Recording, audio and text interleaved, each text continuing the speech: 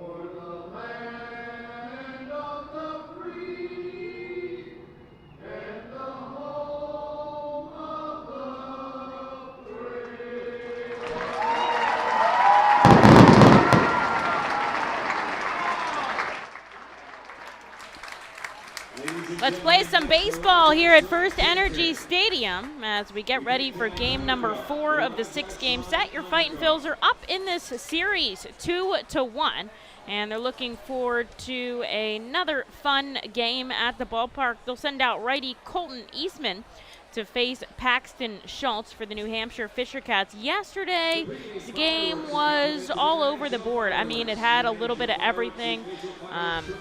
Reading compiled 11 hits, 5 runs, but they were topped out by New Hampshire, 16 hits, 7 runs after 2 shutout games. So we were kind of waiting for New Hampshire to connect, and they connected all at once last night. So interested to see what today brings. See if they can keep that hot streak going, if they can harness the momentum that they created in yesterday's game and bring it into today. And not to say that Reading's offense wasn't pretty solid yesterday. I mean, 11 hits, 5 runs. We had another 2 from Wendell Rijo. I mean, he's been on fire. Jalen Ortiz popped off for 2 more doubles. He's team leading in extra base hits right now with 18 doubles and 13 home runs. So he's been a lot of fun. Logan O'Hoppe, though, out of the lineup today. He and Eric Miller have departed cross country to Los Angeles. They'll be playing in the Futures game tomorrow night, 7 o'clock on Peacock. So we look forward to bringing you that action during game time. But those 2 are out of the lineup. Sal Gazzo has joined us back here at the ballpark from Lehigh Valley, where he played in yesterday night's contest. So kind of a quick shuffle for Sal to help us out. And then we've also called up catcher Freddie Francisco from High A Jersey Shore, since Jack Conley was the only listed catcher on the roster. Don't forget Vito Friscia playing for Team Italy in the Netherlands. That wraps up today. I believe he'll be back sometime around Sunday, but obviously we're going to have to wait and see. But we'll let you know about how Team Italy was doing in just a little bit. So a couple of shuffling roster moves today. Bubby Rossman back with us from the Phillies. Got a chance to catch up with him today. So lots to share throughout today's contest. Another nice day in Reading. Yeah, and it has been a little bit on the warm side so far this week, but I feel like today there's just enough cloud cover, nice breeze too earlier today, so couldn't be more perfect. Listed 82 degrees, not really any wind, and I think that's what's keeping it's so humid, so almost muggy. 4 miles an hour, that flag out in center field is really hanging by the pole. So we'll see if that maybe changes as the sun begins to set. A packed ballpark here at FirstEnergy Stadium as Colton Eastman steps on to the rubber for the first time this series. He will see Rafael Antiqua who leads things off. Of course, Eastman throwing to Jack Conley back behind the plate. And he comes outside the first pitch, 7:05 here at FirstEnergy Stadium. It's a ball.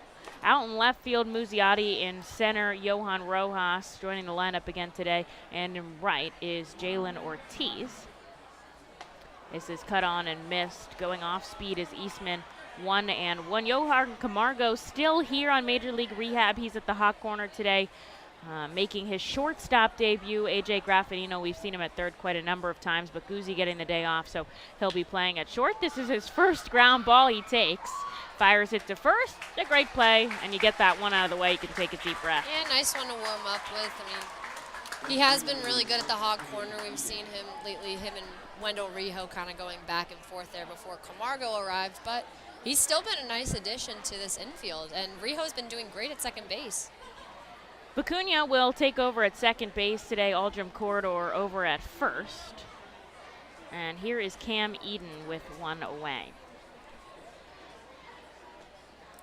Eden, a righty bat, stands six. You're telling me he's only 6'1"? That guy looks a little bit taller than 6'1" out there. Tanner Moore, everyone's tall to me. I mean, like, yeah, you could be that's true. 6'1", you could be 6'7". I'm like, wow, I'm looking up. But I think there's a difference between actual height and roster That's height a good sometimes. point. Eastman hits the outside corner 1-1. If you're listed as 6 foot on the roster, I know you're 5'11". Yes. Immediately, red flag. And if you're 5'11", you're most likely 5'10" or 5'9". It's a tough world out there. Colton deals. This is skied into center field. Rojas taking a couple steps back, the crowd a little bit more into it than the ball carried. And there is out number 2. I will say, though, there is a large crowd today, a lot of groups, but if you know the setup here in FirstEnergy Stadium in box 1 through 3, so if you're looking from home plate back towards the stand, it's on in the main grandstand on your left right side. Right behind our Fightin dugout. Yes, there is a group of about 500 exchange students up there. I was told that earlier today when I was getting my dinner downstairs, that there's about 10 Eastman buses. comes inside to Barger. That there's about 10 buses that pulled up to FirstEnergy Stadium. Exchange from where? All over the place. That's all awesome. over Europe. Isn't that awesome? I mean, you really do get every kind of person from all over the place here in baseball town. And that's the best part here. We're such an open community. There's something for everyone in this ballpark. There's all kinds of entertainment. Eastman misses outside this time, 2-0. Barger, the designated hitter today, struggling a little bit over at third, but not at all at the plate after being called up from low A, actually, a couple days ago. Another 3-hit night. I mean, he is tearing the cover off the ball, batting .538 in the 4 games he's played. 2 balls and a strike to the lefty bat. Eastman misses 3-1. Colton's been solid since joining the Fightin' Phils here from Lehigh Valley a couple of weeks ago. He's got roughed up a little bit in the past 2 starts, but when he joined us, lots of quality outings and looking to see one today. He misses ball 4 outside. He'll walk Barger down to first, and here is Trevor Schwecki with a runner on and 2 outs. So we've got that big pool out in right field. There's a huge birthday party going out down there. I would love to be out there right now. And it's almost popping out there. Yeah, somebody's going to get a home run ball in there for sure. And manifest it. It's going to be from an R-Phil, that's for sure. The right field grandstand, there's not a seat available down the right field line. It doesn't even look like down the left field line either. Yeah, packing them in. Seating bowl is packed, 67 club standing room only, and then left field deck out in the Power Alley pub. Those people waiting for a long ball down there. Trevor Schwecki takes the first pitch ball here. Eastman looks over at Barger on first. Hasn't attempted for a stolen base since he's been here in Double-A. The 1-0 comes outside, 2-0. We are, as Alexis said, under cloud cover right now, so no sun infiltrating on the field. So hopefully no balls will get lost up in the sky. We did see 2 twilight balls yesterday, one from New Hampshire and one from Reading they were tough to play in the outfield. So hopefully not a problem there today. Eastman tosses over to Corridor at first, and getting back in time is Barger. 2 quick outs here for Colton. Now he's got a runner on first via walk. And Schwecki jiggles that bat over his right shoulder. Out of the stretch here, Eastman, the 2-0 hits. And it's 2-1. That's Tanner Moore calling the balls and strikes back behind the plate. Kellen Martin shifting to third, and Jen Powell down the first baseline today. Infield back deep except for Corridor holding the runner on. 2 outs, no score, top 1 here at FirstEnergy Stadium. Runner going, Eastman deals the throw from Jack. Oh, it's good. Got him.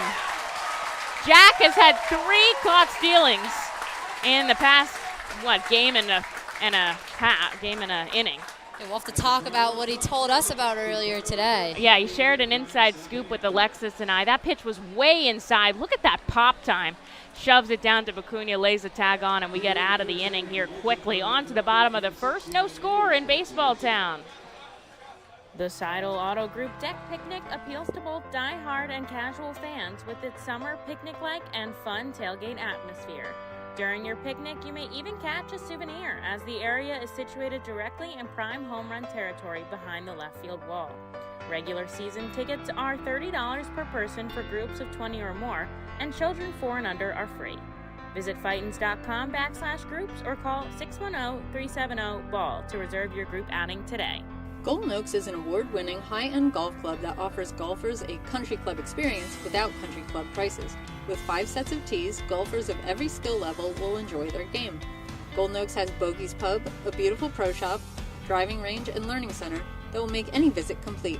Golden Oaks Golf Club is the perfect venue for private events and golf outings.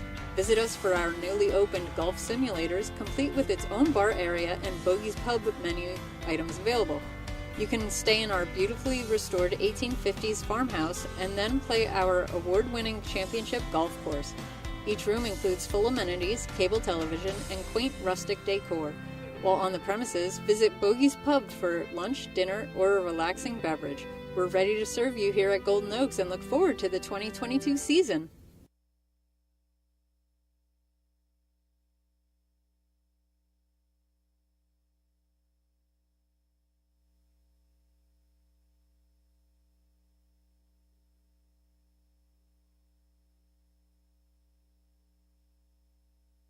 Batters for the bottom of the first inning. Well, a big caught stealing by Jack Conley gets us out of the top half, scoreless, onto the bottom half. Your Fightin' Phils are going to try to get on the board first here. Simone Museotti will lead us off. Johan Rojas, Jokon Camargo, and Wendell Rijo in that cleanup spot. He'll be in as the designated hitter. In today's contest, Museotti takes a first pitch called strike. This is Paxton Schultz throwing on the mound to Ryan Gold back behind the plate. Schultz, a rough start to the season, but has really settled in the second half. So we'll see what he has to offer today as he goes outside to Musi 1-1. Eden in left, Cook in center, and Espino in right. Orelvis Martinez joins the lineup today. He's out at third after playing 2 games at shortstop, which is where De Los Santos is today. This is skied into center field. Cook coming over. He'll make the catch, and there is out number 1. Antiqua at second and Schwecki at first.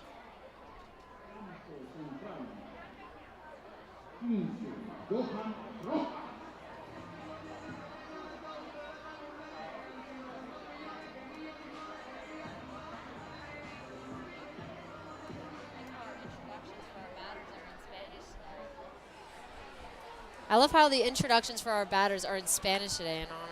Shot into the glove of the first baseman. Rojas made some serious contact there, but Schwecki had him played perfectly. He was robbed on that one. He got robbed on that one. That was shot off the end of the bat. So there's 2 outs for the Fightin' Phils. Both of those guys made good contact, and you know what we say, you make that contact and eventually it's going to drop in where you want it. And that's something we talked about so much with Jonathan Guzman, where his average just does not showcase what he is capable of. And, you know, the other day we saw it. He launched one solid over the fence. And I think that's going to happen more here in the second half for the Fightins. I really do. Hope so. Here's Jokon Camargo from the left side, the switch hitter, joining us since Tuesday. And happy to have him in the lineup. I think, obviously, love a veteran presence. I think I was talking to Jaylen and Rojas about being able to chat with somebody who's had Major League experience, who's been there, done that. especially Camargo has a World Series ring with the Braves. He takes a first pitch strike and then a ball. This one misses 2-1. And I think also it's nice to have a Spanish speaker as well, because that's those guys' first language, and they speak English fantastically. It blows my mind how well they speak English. I mean, it's hard enough for us to learn, for people to learn Spanish in school. I mean, I'm always blown away by how well those guys do. And they're always like hesitant with their English, and I'm like, it's amazing. It is. But I think it's nice to have another, Spanish speaker Definitely. that they can chat with. 2 balls and 2 strikes. Camargo makes contact and shoves this into left field. Eden dives for it. He can't come up with it. Camargo's going to take 2. A double here with 2 outs. And he gets himself into scoring position for the Fightin' Phils. Speaking of hard contact, we saw a ball bounce off the wall yesterday in favor of the Fisher Cats, and Camargo was thrown out trying to take 2. He's had a couple balls like that have been hit hard, as we were just talking about Jonathan Guzman dealing with the same problem, but that one shot right down the line. And Eden really laid his body out on the line. If he would have made that play, he was full in the air. It would have been a great play, but trickled all the way to the wall. So here's Wendell Rijo, the DH, with a chance to get the Fightin' Phils on the board first here. We talked about this yesterday. I don't think there's anybody else you'd rather have up right now than Wendell Rijo. I mean, in the past 10 games, he has crushed the ball. I mean, there's no other way to put it. Batting .424 with an on-base percentage of .545. Pokes this the opposite way, foul, and he'll go down 0-2. I mean, that's just incredible. Ever since he returned from injury, he's been absolutely unstoppable. Offensively, defensively, he's looked very strong. Kind of a leadership presence on this team, a guy that's been through the minor league system a little bit. Wiggles the bat over his shoulder with 2 outs. The Fightin' Phils have Camargo at second. Rijo takes one below the knees, 1-2.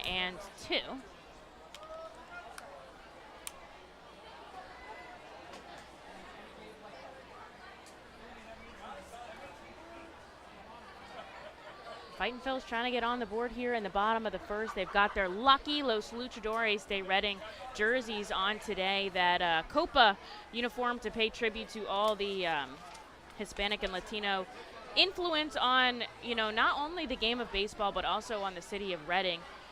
And, this is a jersey that they love to wear. High heat gets Wendell Rijo to strike out swinging. The Fightin' Phils get a hit, but they strand Camargo on second. And we go into the second scoreless here at America's Classic Ballpark. We'll be right back with some more baseball in just 1 moment.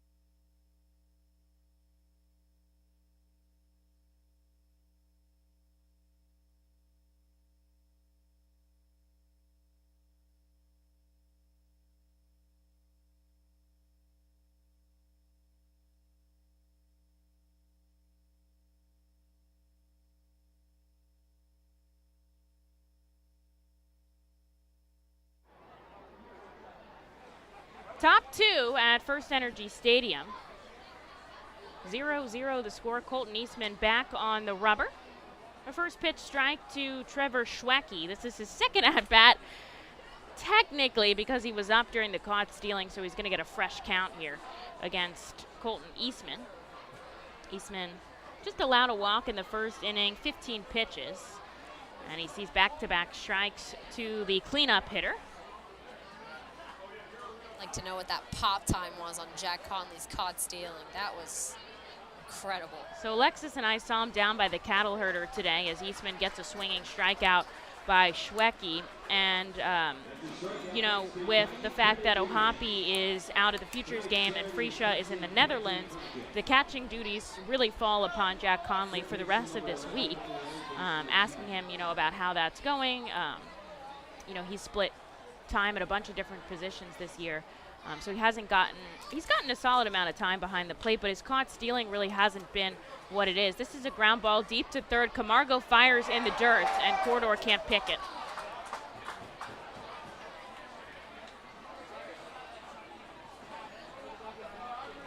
It was a good fielding play. It was not a good throw. It was in the dirt. It was up the line, right where he was running. I will have to see how they record that. I could see it going either way. Our official scorer will let us know how they end up putting that in. And this is where Eastman's going to have to be mentally tough. It's going to go as an error on Camargo. And this is where he's going to have to be tough, because this is where you think, okay, I got two. You see it a ground ball, you think, I got two. But now you've got a runner on and only one out, and it's an opportunity for him to show his strengths. I think Eastman is arguably one of the most mature pitchers on this team. He's got a lot of good minor league experience under his belt. He's got a good head on his shoulders, and he's perfectly capable of taking us deep into this game. He's gotten 3 ground ball double plays in 31 innings so far, so I think it's time for a fourth, don't you? Yeah, I think that he knows the situation. As you said, he's had a lot of good minor league experience, knows the situation. But just going back to that throw, you're right, it was way off mark, and Corridor had to track back down the line.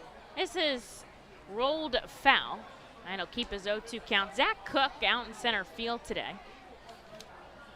Last night, Cook had 2 hits, was caught stealing. So much occurred in yesterday's game. I mean, we really did. I feel like we saw it all. Eastman looks over at the runner on first. 1 out here, top 2 scoreless at FirstEnergy Stadium. And he kicks and fires home outside. Jack keeps it in front of him. Lights are on here at the ballpark. Sun won't set for another hour or so.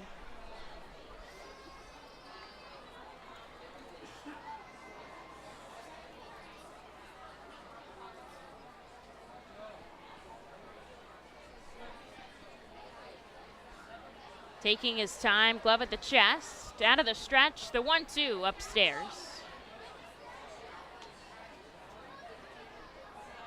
2 balls, 2 strikes. Out at first, Orelvis Martinez, that's the number 2 prospect for the Toronto Blue Jays. He's had 6 stolen bases. It's 50-50 here because, well, it's not. It's 100% he's going. Here's the throw from Jack. It's good. It's good. Wow.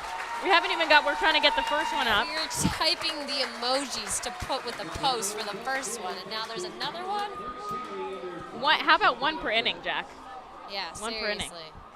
We've seen it all summer long from the outfield. He's had 10 outfield assists. Team leading. He had 2 caught stealings coming into yesterday's game. He had 2 yesterday. He already has 2 today. The math on that is incredible. And he gets him to strike out swinging. Eastman picks up 2 Ks in this frame, and they get out of it clean. And now we go into the bottom half with a chance to get on the board first here at FirstEnergy Stadium. Hey, psst. Yeah, you want to buy some low-priced groceries? Just follow me into this well-lit Lidl grocery store. Here at Lidl, we buy in bulk and cut down on costs wherever possible. Then we pass the savings on to you. Trust me, everything's done totally legit and above board. Nothing to be worried about. Yep, Lidl's pretty great. It's just your run-of-the-mill grocery store, except with way lower prices. Lidl. Suspiciously low-priced groceries. The Reading Fightin' Phils, in conjunction with Savage Auto Group Fiesta Fridays, are proud to partner with eXp Realty Associate Broker Alex Betances throughout the 2022 season. Visit Alex's convenient website at brgpa.com and search for your perfect home today. His custom search bar makes house hunting online easier than ever, and he's there to answer all your questions. Call Alex today at 610-926-8610. eXp Realty Associate Broker Alex Betances is a proud partner of the Reading Fightin' Phils and all 11 Savage Auto Group Fiesta Friday games during the 2022 season. eXp Realty Group and Alex Betances, where every move matters. Highline Merchandising, formerly Textiles, is your local small business company that provides screen printing, design, and merchandising services for local, national, and international businesses, bands, shows, and festivals, including 7-time Emmy Award-winning show Schitt's Creek and Unsolved Mysteries. Visit our website at highlinemerchandising.com.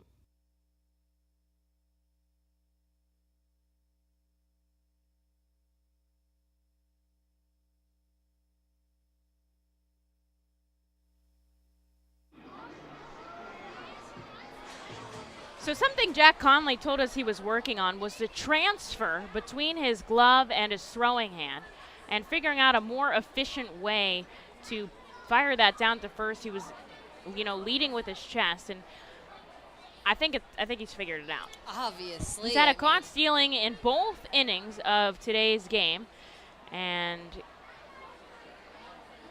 looking pretty good. He's kept us scoreless here. Eastman has not allowed a hit, just one walk. And so the Fightin' Phils are scoreless going into the bottom of the second. Jaylen Ortiz up to bat. Aldrim Corridor and Kevin Vicuña also due up. Paxton Schultz sends 2-ball to Ortiz. Then he gets him to take a swinging strike. Schultz comes in with a 5.03 ERA and 53 2/3 innings of work. Just misses the outside corner, 3-1 the count. We talked about earlier how Schultz had a rough start to this season. He started 2-4 with a 6.49 ERA. He's pretty much almost cut his ERA in half going into the second half of the season. 3.62, 3-0, just one home run giving up. Ortiz connects, and it gets in the middle. Off the glove of De Los Santos. And Jalen's going to start us off with a base runner here. He is heating up. Today he said, when he connects and he feels good, he's going to ride that momentum. And it's something he's felt in the past few days. We've seen it, a team leading 18 doubles and 13 home runs, only one behind the leader, Logan O'Hoppe. That is 31 extra base hits. That's almost half of his hits. It's crazy. So he's out on first here for Aldrim Corridor. Means you're hitting it far and you're turning the jets on going around first base. Have it in your mind that you're taking 2 or 3. He's shuffling off the bag at first. Corridor takes a first pitch ball. His family's in the crowd today. His 2 children, Miranda and Derek. Derek threw out a first pitch of the game today. It was arguably the cutest thing I've ever seen. I would have to agree. It was good. From the left side, Aldrim fouls this one back into the net behind home plate, evens the count 1-1. No score here in the bottom of the second. The Phils have 2 hits. That's Ortiz out on first.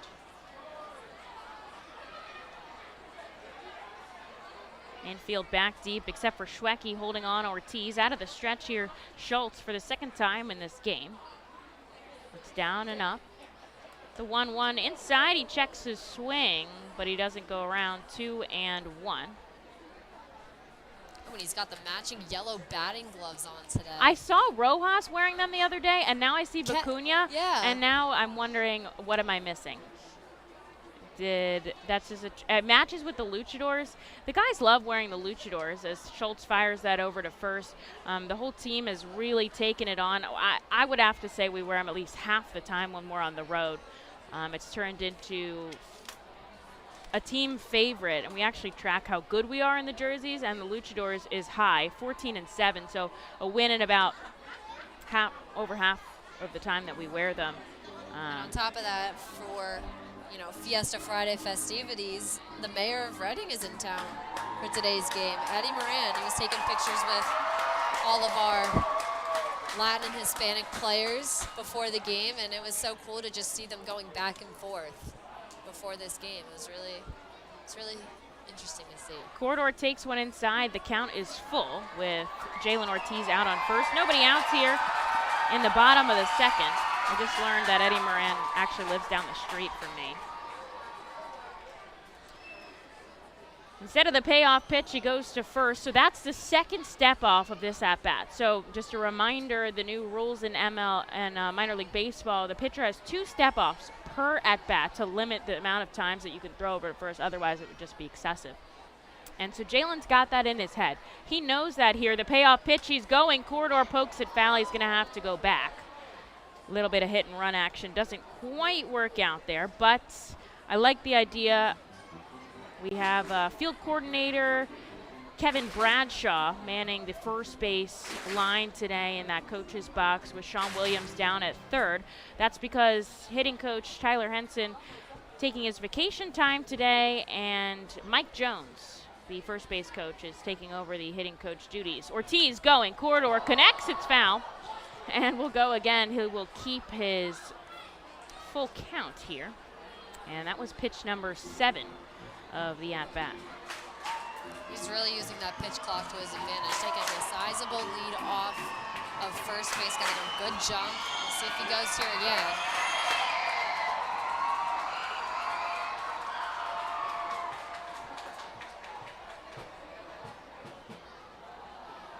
Ortiz shuffling off the bag. Aldrum sends this deep to center field. Cook back, he'll make the catch. And Jalen has to go back now without number 1. A hard-fought battle by Aldrum, and it ends in a fly-out. Does work up Paxton Schultz's pitch count. He's at 26 offerings here, just getting out number 1 in the second. And here's Kevin Vicuña with a runner on first. Schultz has not had a quality start this season. The longest he's gone is 5 2/3. You need at least 6 innings and 3 or less runs for a quality start. His highest pitch count, 91 offerings, so they're going to let him go into this game, especially with how much they've tore into their bullpen the past few days. I mean, 5 pitchers yesterday, 4 the day before, so I think they'll try to let him hang out there as long as he can. First pitch strike here to Kevin Vicuña. They throw over to Ortiz. Man, Schultz is keeping an eye on him over there.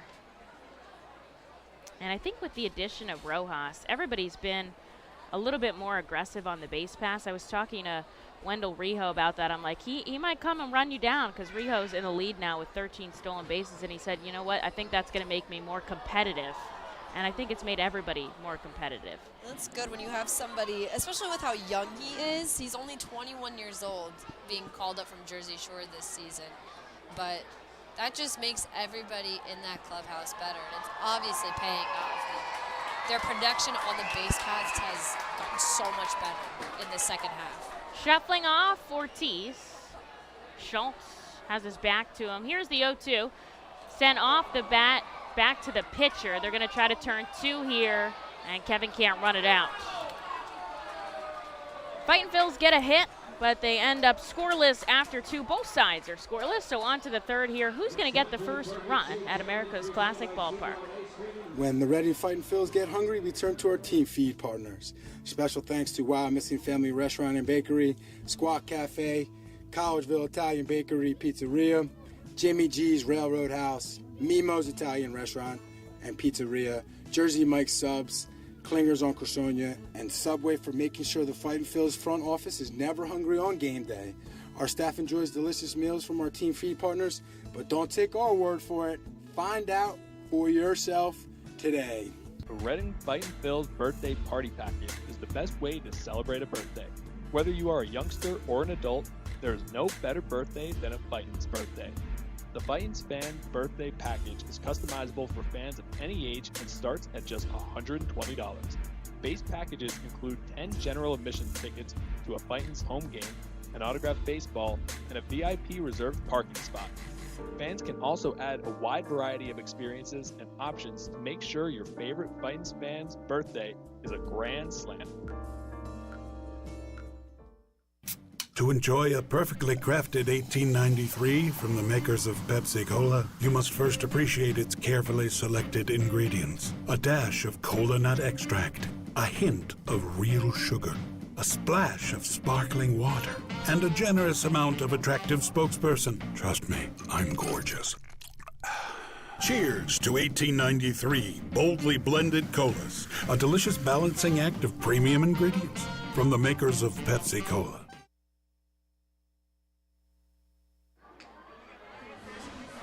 Top third here at FirstEnergy Stadium, your our Phils and the New Hampshire Fisher Cats tied at 0. Colton Eastman has seen just 3 batters an inning, both times thanks to Jack Conley's caught stealing. He's had 1 in each frame. We'll see De Los Santos, Ryan Gold, and Sebastian Espino for the first time in this game. Eastman hits the inside corner with a strike. The ballpark is filling up here. I mean, what a great night in baseball town. We've had such solid crowds throughout the week. We had the biggest crowd in AA back on Wednesday. De Los Santos chases a breaking ball down and away, and he's down 0-2. But, I mean, we've had great crowds all season long. Something that I talked about on the broadcast yesterday was we've already had more fans in the park through this point than we did the entirety of last summer. This pitch breaks too far away. Now, last summer was difficult. We weren't allowed to start at 100% capacity. That's a good point. One team caused us to lose 6 games at the end of the season because of their COVID cases, not ours. Eastman comes with the 1-2 chopped off the bat foul, so we lost 6 games there. We had a couple rainouts, so we lost 10 openings, which is a lot of games. That's a ton of fans that we missed out on.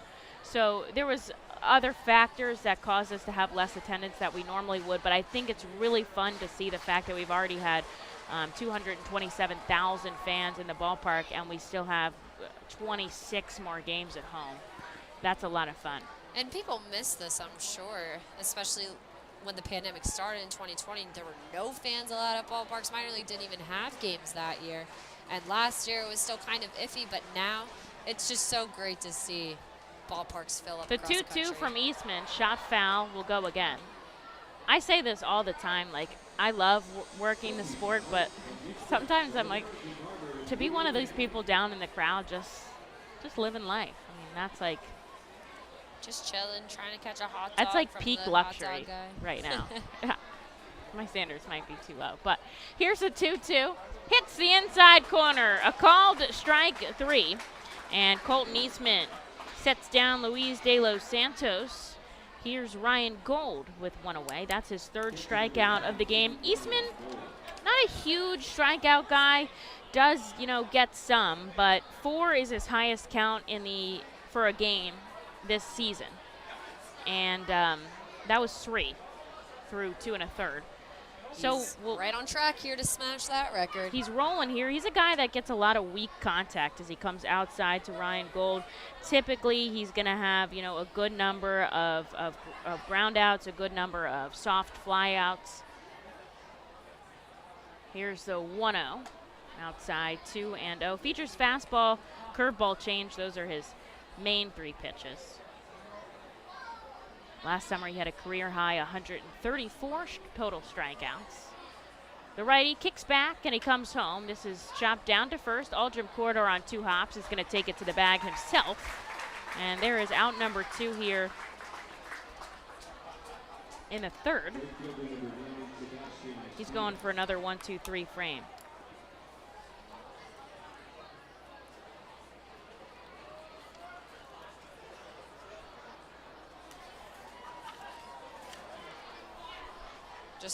Just looking at the baseball town history for today. It's a You good still have one to show today. me that. I have to show you the that Juwan video. James video. I actually watched it this morning before you got here. I'm sorry. I'll show you. That's okay. We'll do it sometime. Here's Sebastian Espino. He sends this back for a strike. So what's funny is this day in baseball town history, I'll have Alexis tell you guys what it is, and then I'll share the story. But we've had a good history week. Like, we've had some exciting ones. Like, sometimes I'll look back at, like, what we've recorded, and, like, nothing will have happened on the day. Here's the 0-1, swing and a miss, 0-2, but this week it's been fun. At Reading, Alex Rodriguez made a start for Trenton as he continued to prepare for a comeback after his MLB drug suspension. Ooh. Here's the 0-2, sky high pop-up. Graffinino ranging back into the grass. He makes the catch, and there's the third out. For another straight inning, Colton Eastman sets down the side in order to the bottom of the third. Scoreless here. Reading looking to get on top first, and we'll tell you more about the history, so you got to stick around and come back with us in just a moment. When the Reading Fightin' Phils get hungry, we turn to our team feed partners. Special thanks to Wild Missing Family Restaurant and Bakery, Squawk Cafe, Collegeville Italian Bakery Pizzeria, Jimmy G's Railroad House, Mimo's Italian Restaurant and Pizzeria, Jersey Mike's Subs, Klinger's on Crosonia, and Subway for making sure the Fightin' Phils front office is never hungry on game day. Our staff enjoys delicious meals from our team feed partners, but don't take our word for it. Find out for yourself today. The Reading Fightin' Phils birthday party package is the best way to celebrate a birthday. Whether you are a youngster or an adult, there is no better birthday than a Fightin's birthday. The Fightin's Fan Birthday Package is customizable for fans of any age and starts at just $120. Base packages include 10 general admission tickets to a Fightin's home game, an autographed baseball, and a VIP reserved parking spot. Fans can also add a wide variety of experiences and options to make sure your favorite Fightin's fan's birthday is a grand slam. To enjoy a perfectly crafted 1893 from the makers of Pepsi Cola, you must first appreciate its carefully selected ingredients. A dash of cola nut extract, a hint of real sugar, a splash of sparkling water, and a generous amount of attractive spokesperson. Trust me, I'm gorgeous. Cheers to 1893 boldly blended colas, a delicious balancing act of premium ingredients from the makers of Pepsi Cola. Eastman has been dominating this matchup, but we are still scoreless as we head into the bottom of the third inning. The Fightin' Phils have had 2 hits. They just haven't been able to drive a runner across, so we'll see if we can do that in this inning as Jack Conley, A.J. Graffinino, and Simone Museotti are due up. In the right side is Jack. Schultz deals down and away, ball 1. Paxton Schultz was actually originally selected by the Brewers in the 14th round back in 2019, so doesn't have a ton of professional experience under his belt. And then he came over on May of 2021.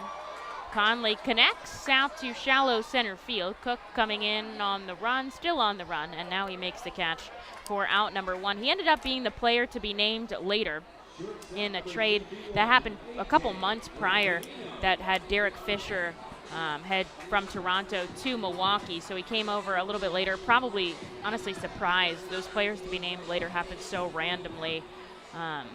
But he's been, with the Blue Jays organization since May of last summer, so second year in the books as he sees A.J. Graffinino. Stands in on the left side and takes a first pitch strike. So back to A-Rod. There was a little bit of a mixed emotions among the baseball town crowd here that day. As every time when the Yankees affiliate is in town. Yeah, that's true, because you have Yankees fans do travel well, and there's a good number of them at multiple parts in the country, so of course you got to have Yankees fans here. But here's the 1-1 coming in outside. 2 balls and a strike. 1 out here, scoreless, bottom 3 in baseball town. He did hit a 2-run homer and went 2 for 4. So, and the Thunder did win. Yeah, back when the Yankees affiliate was the Trenton Thunder, now they're Somerset Patriots. Graffinino takes a pitch up and outside, a called strike, shakes his head a little bit as the count evens 2-2. So we have a lot of talked about all the coordinators that we have in town this week for the Phillies. And one of those coordinators is actually the medical and athletic training coordinator. Graffinino sends this in foul territory. Martinez coming over, and he'll make the catch for out number 2. just alongside that 67 club down the third base side. And we'll go back to the top of the order with 2 outs for Simone Museotti. So the medical and athletic training coordinator, his name is Alex Rodriguez as well, and he actually goes by A-Rod too, just because it flows. Yeah, it does. You gotta give him that, it flows. And so we were talking Team J-Lo or not Team J-Lo. And I don't know if you believe it, but I was not the one that brought that up. So He brought it up himself. he's way in the comment section. First pitch ball to Museotti, up and away. But we have had a number of really awesome rehabs at the park. That was back in 2013, but we've seen a good number of cool people since then. Muzi takes a strike, 1-1 with 2 outs. He flew out to center field his last time up. Made good contact, but had to go back to the dugout. Scoreless here, bottom 3 at FirstEnergy Stadium. Sends this back foul, down a ball and 2 strikes. Now it's a battle to see who's going to get on the board first. Paxton Schultz up to pitch number 40 here. Pretty much dead even with Colton Eastman. It's as they call a pitcher's duel. Infield, outfield, back deep. Schultz has the glove right at his face. Here's the 1-2. Muzi sends this deep to left field. Eden back at the warning track, and he makes the catch. Tosses it into the stands, and the Fightin' Phils go down in order here into the third. So off to the fourth we go here in Reading, Pennsylvania, scoreless in Baseball Town. Nursing home neglect is a serious problem. If you or a loved one has suffered from bed sores obtained in a nursing home or a fall down in a nursing home resulting in a fracture, our friends at Swartz Culleton can help. Call the attorneys at Swartz Culleton for a free consultation. Their phone number is 1-800-JUSTICE. That's 1-800-587-8423. Once again, call 1-800-JUSTICE today. Swartz Culleton is a proud sponsor of the Reading Fightin' Phils. The Reading Fightin' Phils are proud to partner with Humane Pennsylvania throughout the 2022 season. Humane Pennsylvania is the region's premier leader in animal welfare and empowers the people in our communities to increase their capacity to care for animals so that all animals are healthy, safe, and treated humanely. Humane Pennsylvania is proud to be a Fiesta Friday and Bark in the Park sponsor. Learn more about Humane Pennsylvania and how you can help build the best community for animals anywhere by visiting humanepa.org. This is the Crazy Hot Dog Vendor coming to you from the radio booth. When I need to get somewhere in a hurry and the ostrich isn't cutting it, I hop on my Harley Davidson from Classic Harley Davidson. It's your one-stop shop for all your Harley needs. They have everything you need from boots, jackets, t-shirts, gloves, mugs, and oh yeah, they have a great selection of bikes too, which are almost as good on gas as an ostrich. Go to Classic Harley Davidson for everything Harley Davidson, and I'll see you at Harley Night.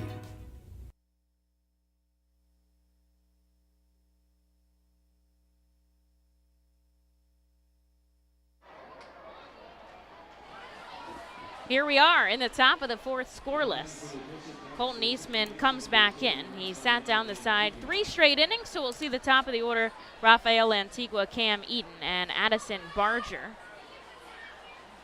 to start things off. Corner infielders are going to play in here against Lantigua as he looks to lay down the bunt, but he takes the first pitch strike. A little maybe small ball action from a guy who hit a 2-run home run yesterday. Started off the scoring for the Fisher Cats. They ended up taking that game 7-5, but Reading dominated the first 2 back-to-back shutouts, 6-0, 7-0, as Lantigua sends this foul, and now he's going to keep the bat on his shoulder with 2 strikes. 2 high-scoring outings from Reading, and then yesterday for the Fisher Cats, and yet nobody has scored a run yet today. It's funny how much the game changes every single day. Eastman with the 0-2. This is taken out to center field. Rojas taking a couple steps over to his left, makes the catch, and there is out number 1. And here's Cam Eden. The Phillies had the off day yesterday, but they play against the Miami Marlins today. It's Kyle Gibson taking the mound. They are down by 1 in the bottom of the 4th, and the Phillies have not gotten a hit today, so we're going to use our broadcast magic to change that. We'll just keep speaking it into existence, and eventually they'll erupt. Eastman Sends Eden a pitch, and it takes it right back out to center field. Rojas makes the catch in front of the warning track. Back-to-back flyouts to center. Yesterday we saw an inning in the 5th where Museotti got all 3 balls in the outfield, and I was trying to like come up with a term, you know, like how it's strike out the side, like fly out the side. But I don't think that's acceptable. Thank you. All right, she vouched for it. It's in. I think it's acceptable, but it also seems like we want to emphasize that he's making the catches and that the balls are going all to the same place. Right. I got to work on I'll come up with something. But it's also Eastman that's inducing them. So both sides, I guess. That's it's just true. funny that it's all going to the same spot. Well, yesterday we had the Jack when Jack Perkins got the strike him out and Jack Conley got the throw him out double play. Yeah. The power of the Jacks. Here's Addison Barger with 2 away. Ground ball gets up the middle. Nothing Kevin Vicuña can do about it. He's been on twice today for a guy that's just joining the AA squad. Looking pretty good at the plate. So he gets himself on first. That's the first hit that Colton Eastman has given up in this game. Did walk him the last time he was up. Barger ended up being caught stealing to end the frame. So we'll see what he does here, if he stays put on first, or what's the situation as Trevor Schwecki comes up to bat. There are 2 outs on the board. Scoreless top 4 in Baseball Town. Out in Charlotte, where Lehigh Valley is playing, they're up 1-0. And guess who's doing the scoring again? It's former RFL Chris Sharp. Sharp has been sharp for the Iron Pigs. Yesterday, he had a couple of hits, couple of RBIs. He's been killing it out in AAA. That's always fun to watch. Pun intended on that. Pun was intended. Here's a runner on first. The 1-0 becomes the 2-0. Jack fires down. Corridor puts the tag. It's a little bit late, and there is a 2-0 count now with 2 outs. We were talking about earlier how Schultz hasn't given up a home run yet, going back to the media jinx. Let's keep talking about that. Maybe he'll give one up. Eastman deals. This is shot to left. Going back, Museotti bounces off the wall. They're saying it's in play. The relay throw, the tag, Barger out at third. Just caught off the bag, slipping past third. He wanted to come home. Museotti said, hell no. We head into the bottom of the 4th. Scoreless here in Baseball Town. The Fightin' Phils due up to bat. There you are in the great wide open when you hear it. Dinner time. When you're hungry, you're not going to let 5,000 feet of mountain get in your way. And if they try, that's what Kia's lineup of exceptionally capable SUVs with available all-wheel drive is for. The Telluride, Sorento, Sportage, and Seltos are how you know we take this pretty seriously. The SUVs and the dinner. Hurry into your local Kia dealer today. Kia, movement that inspires. Visit kia.com for details. Always drive safely. Feasers Incorporated, a family-owned, full-line food service distributor located in central Pennsylvania. Services restaurants, sporting facilities, theme amusement parks, healthcare facilities, educational facilities, and other institutions throughout Pennsylvania and the Mid-Atlantic region. For over 100 years, Feasers and its employees have committed themselves to making customer service their highest priority. Feasers works hard to provide customers with the products they require, delivered by their helpful fleet drivers. Feasers is large enough to serve and small enough to care. For more information, call 800-326-2828 or Feasers.com. The Reading Fightin' Phils are proud to partner with the Berks County Mental Health and Developmental Disabilities Program. Together, we are striking out the stigma in order to raise community awareness about mental illness and the prevention of suicide. With 3 simple words, are you okay? The hope is to begin a conversation to show Berks County that we care. Suicide affects and hurts everyone, but help is here, and we'll work together to help raise awareness about suicide and identify what we can do as a community to prevent it. People in need of assistance and support should call Crisis Intervention at 610-236-0530. That's 610-236-0530.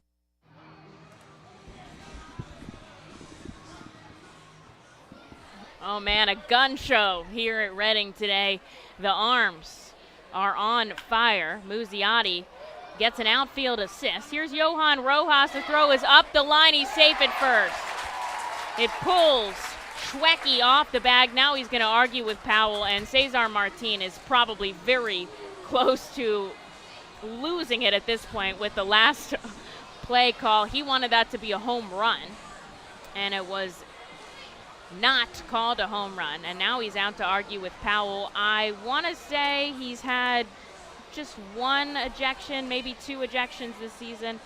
Nothing aggressive. I was told he only argues when he feels it's really serious. He's out there right now arguing, as well as Paxton Schultz, the pitcher. They're not going to get the call they want from Jen. She's going to go talk to the umpire crew.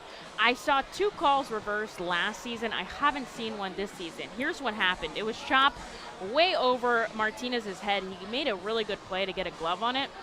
Then he threw it upstairs to Schwecki. It pulled him up and in. And you know Rojas, he speeds down the first base line. He's already there. And I don't see a way in which they overturn this call. He's safe at first. It's something that, what are they doing here? They're going to talk to Sean? They're going to go talk to Sean? What are they going to go say to Sean? Yeah, I don't know. He's on the third base side. I don't know. So Matt Gelb was here from The Athletic the other day doing a story about how good this team has been. Let's put it that way. Oh, they're saying he's out. She's going to reverse a call. This is the first reverse call we've seen this season. I don't know what to make of that. I don't know. I mean, we'll move on. We're just going to move on there. A reversed call had Rojas safe and then out. I guess it ended up being Tanner Moore, the crew chief, that reversed the decision. Sean just, walks back to third. And so there's out number 1 in the inning. Ends up going 5-3 in your scorebooks if you're keeping along. But I was going to talk about Rojas's hitting game. He recognizes his speed as a tool. He recognizes that he has an opportunity to make something into a base hit that others might not be able to.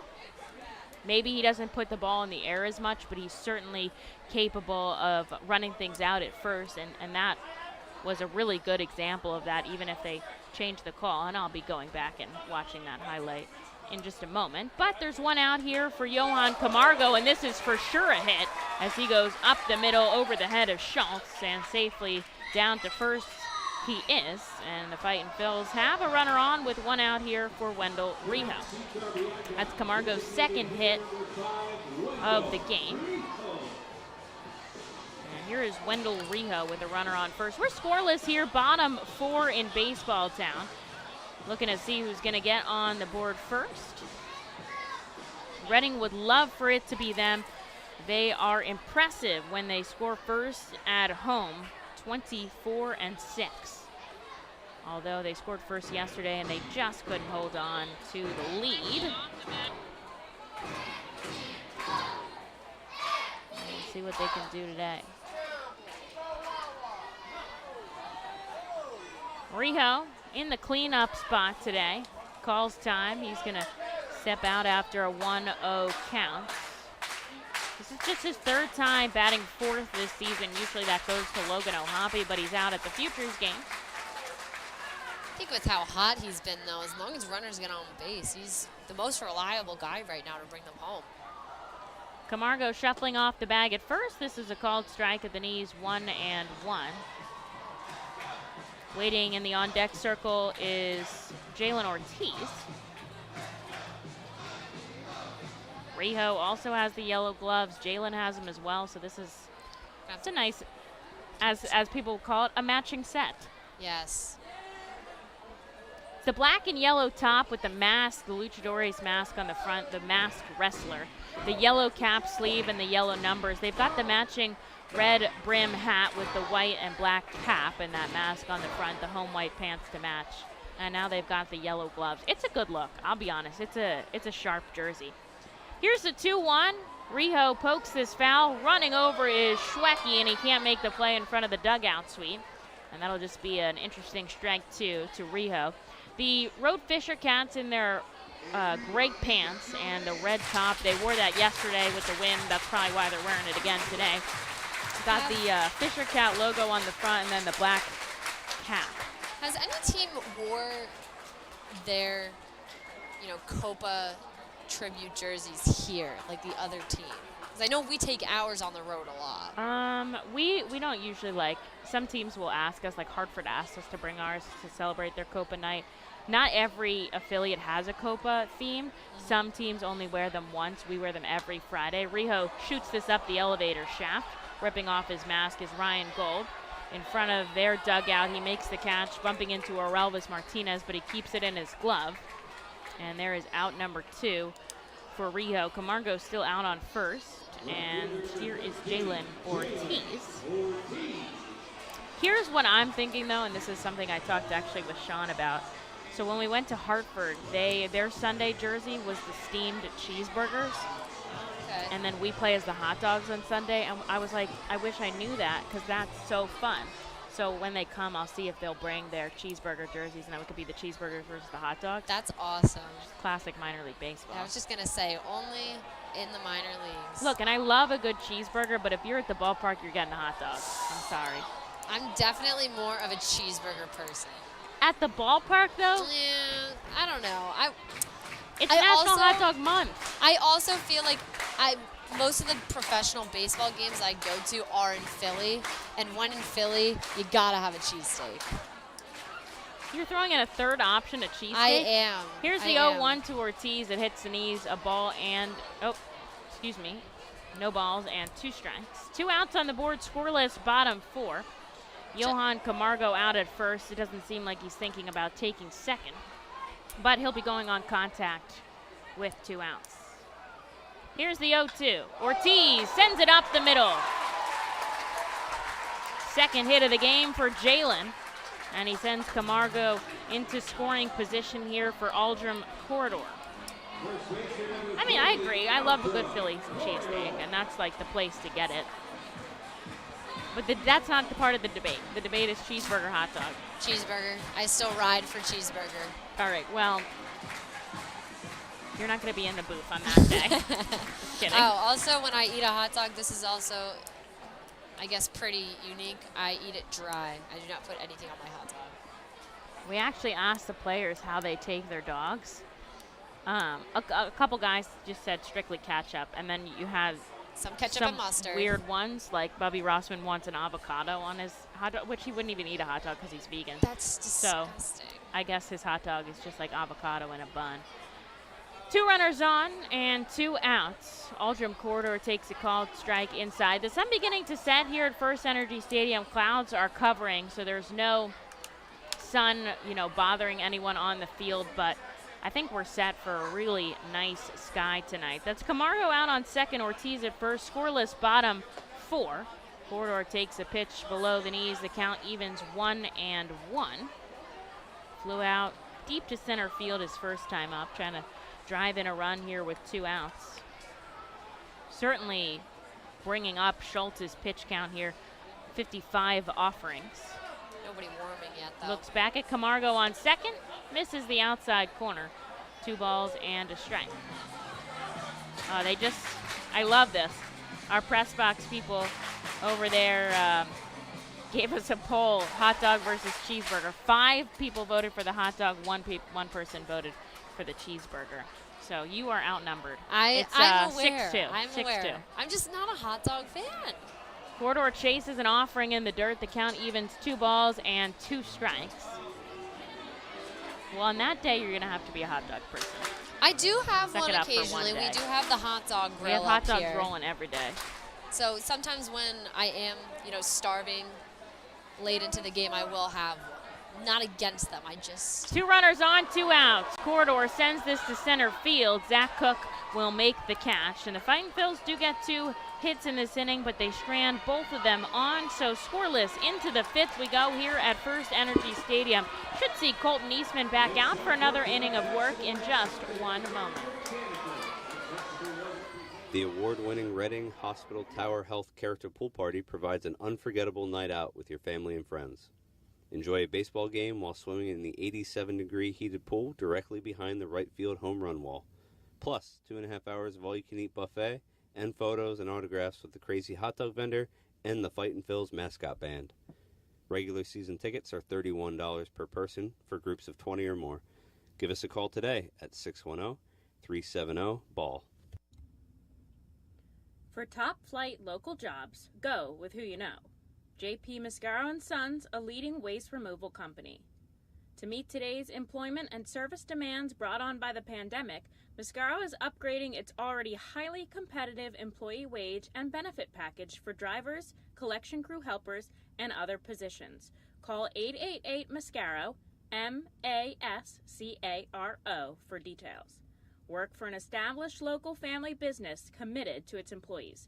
Again, call 888-MASCARO today or apply online at www.jpmascaro.com. Highline Merchandising, formerly Textiles, is your local small business company that provides screen printing, design, and merchandising services for local, national, and international businesses, bands, shows, and festivals, including 7-time Emmy Award-winning show Schitt's Creek and Unsolved Mysteries. Visit our website at highlinemerchandising.com.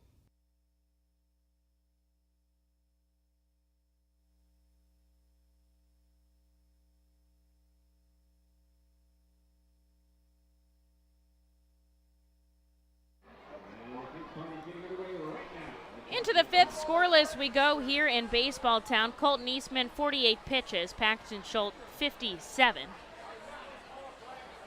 Fightin Phil's 4 hits. Fisher Cats 2 hits. Nobody has a run here as Colton comes back for another inning of work. He will see Orelvis Martinez, Zach Cook, and Luis De Los Santos. And he sends Martinez a first pitch ball. Reached on an error his last time up. Now we'll take another one below the knees, 2-0.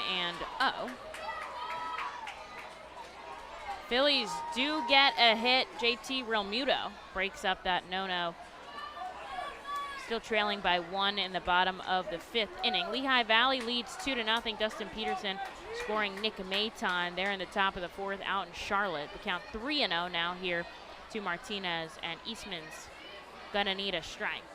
Here's a windup and the pitch, and it hits at the knees. He's tossing he barely even waited for the pitch to cross the plate before he tossed his bat like he's going down to first. Get back in there, buddy. I see that happen a lot here. I think at least a I couple think I times would agree, a game. like both teams do that. Like everybody, Absolutely. they think it's ball 4, they want it to be ball 4, and now it's ball 4. Now you can throw your bat, you can walk down to first. Jack Conley's gonna get you at second. Manifesting. Martinez down to first with nobody out. Here is Zach Cook. Jersey Shore tied 3-3 against Aberdeen. They're in the bottom of the 3rd. It's a Mick Abel day out against the Orioles High A affiliate, Fraylin Mignetti. We know him. Yes. An RBI single on the board. So we'll follow that game closely and see how Abel does for the rest of his outing. This is a bunt that rolls foul down the 3rd baseline. Camargo picks it up. He's going to have to go back to the plate, and Martinez is going to have to go back to first. Clearwater, last time I checked, they were in a rain delay. They ended up wrapping up, dropping 6-1 to Fort Myers. So that game is through. Leaning over Eastman, getting the sign from Jack Conley. Now he looks at first. Runner on, nobody out here. Scoreless top 5. Glove at the chest for Eastman. Here's the 0-1. Chopped down to first, backhanded by Corridor. They're going to say it's foul. Man, he was ready to flip. Yeah, he was. He moved quick on that one, too. He squared his shoulders up to second base. Got a question in our comment section about who won the vegetable race. It wasn't even close today. Cauliflower was like, which is way out rare. front. Rare cauliflower win. It's just so hard when you have the There's a lot going top on with of that it. costume, yeah. Yeah. My money's on carrot every day. Here's the 0-2. Lined into right, it's foul. Scattering is the Phil's bullpen. We've got our bullpens inside the field here, not in the field of play, down the lines on both sides, and the guys out there in benches and chairs just chilling. I always like when you say they scatter because they really do. It's like when a bowling ball knocks down the pins and then everything like flies every which way. That's a great comparison, actually. It's actually really funny. Eastman's got Zach Cook 0-2. Here's the offering Oh, it's fouled back, so we'll go again. That's a lot of consecutive fouls. That's 5 fouls in a row. That's all he's taken so far.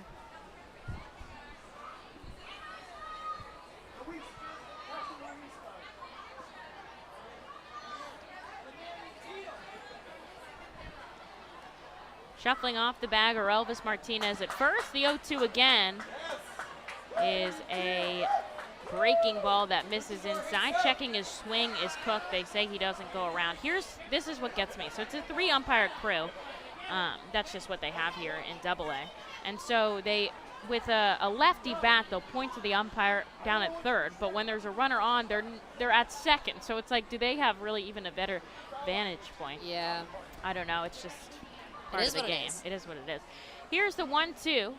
Looking for out number 1 here in the top of the 5th. This is a ground ball right side. Vicuña, Graffinino, corridor. 4-6-3 double play. And now there's 2 outs on the board and nobody on the base pass for Colton Eastman.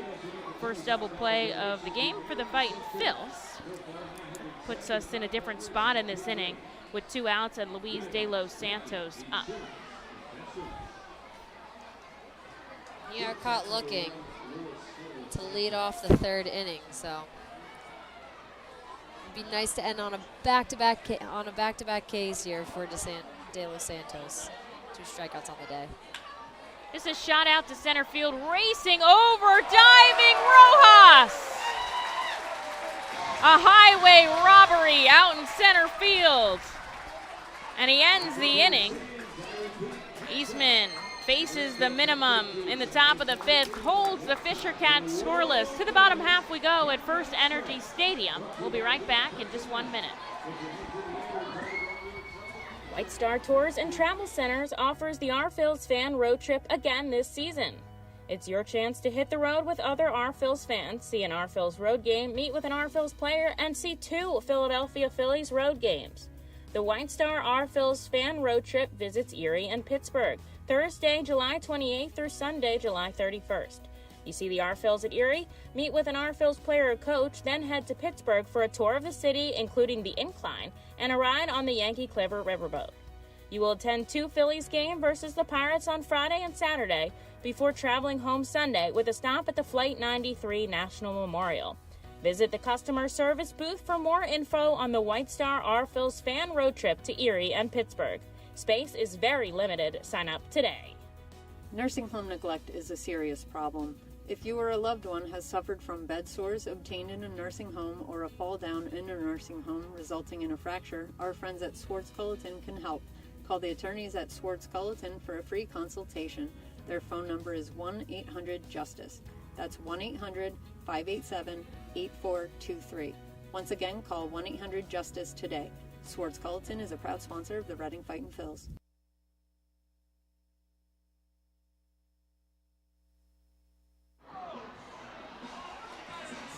Into the bottom of the 5th inning we go here at FirstEnergy Stadium. We are still scoreless in baseball town. Colton Eastman picked up a 1-2-3 frame in the top half, a 4-6-3 double play, and then Johan Rojas put a cape on and made a diving play out in center to end the inning. So due up in the bottom of the 5th, Kevin Vicuña, Jack Conley, and A.J. Graffinino trying to get us on the board. The R-Phils have 4 hits. The Fisher Cats have 2. And it's Paxton Schultz who's still out on the rubber for New Hampshire. 57 pitches under his belt. He's allowed just 4 hits and no walks. And he sends Kevin Vicuña a first pitch ball.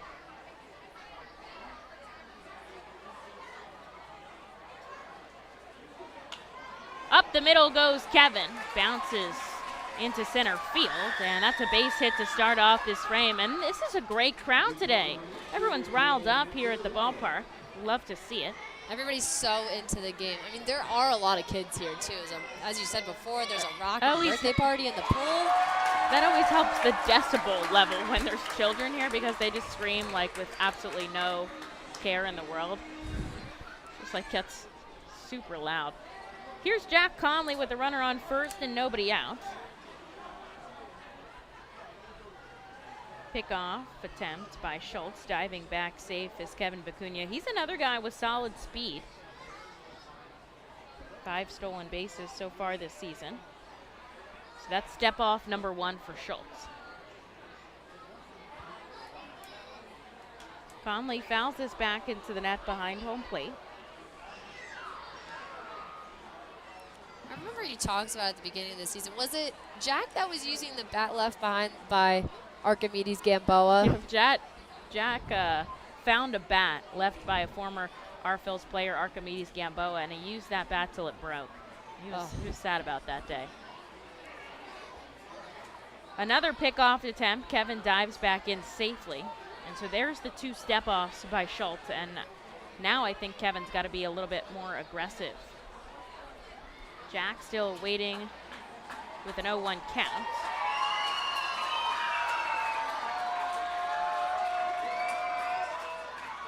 Sends this popped up into the infield. Coming forward and making an easy catch is Schwecki at first. Vicuña has to stay put there, and there is out number 1 in the bottom of the 5th. Here's A.J. Graffinino.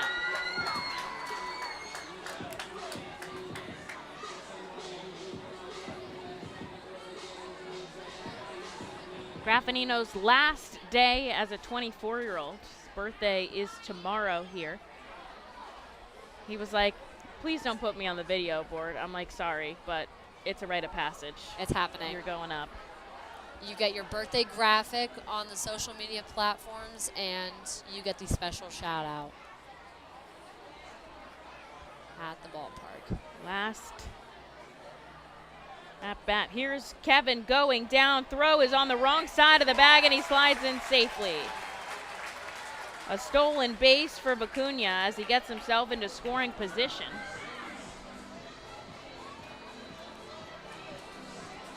Gold got it there in time, but you gotta throw down and to the first base side of the bag, and he threw it up and to the third base side of the bag, and so De Los Santos just didn't have enough time to move his glove and make the tag, and Kevin slid under it. And so that breaks up the double play, and it puts a runner in scoring position here. We're still tied in the bottom of the 5th inning. Here's the 0-1 to Nino. Below the knees, 1-1.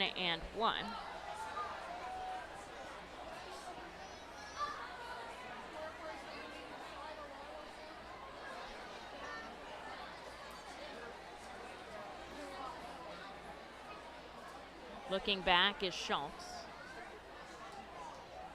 Now he comes home. Checks his swing. Does he go around? The third base umpire, Martin, says yes. Now he's down in the count 1-2. Waiting in the on-deck circle is Simone Museotti, as we'll go back to the top of the order here. Crowd excited at the chance for some offense. Schultz shakes his head at Gold's pitch. Here's the offering. Nino sends this sharply foul into the stands. Fans going home with the best souvenir in the house.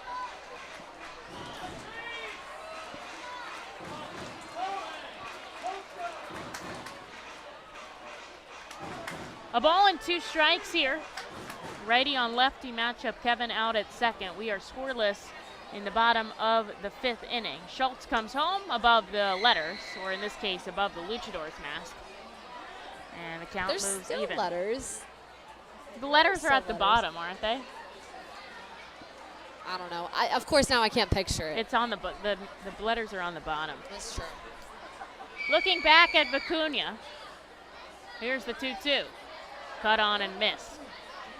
Nino will go down on strikes without number 2. Just the second strikeout of the game for the Fightin' Phils as we go back to the top of the order here with Simone Museotti.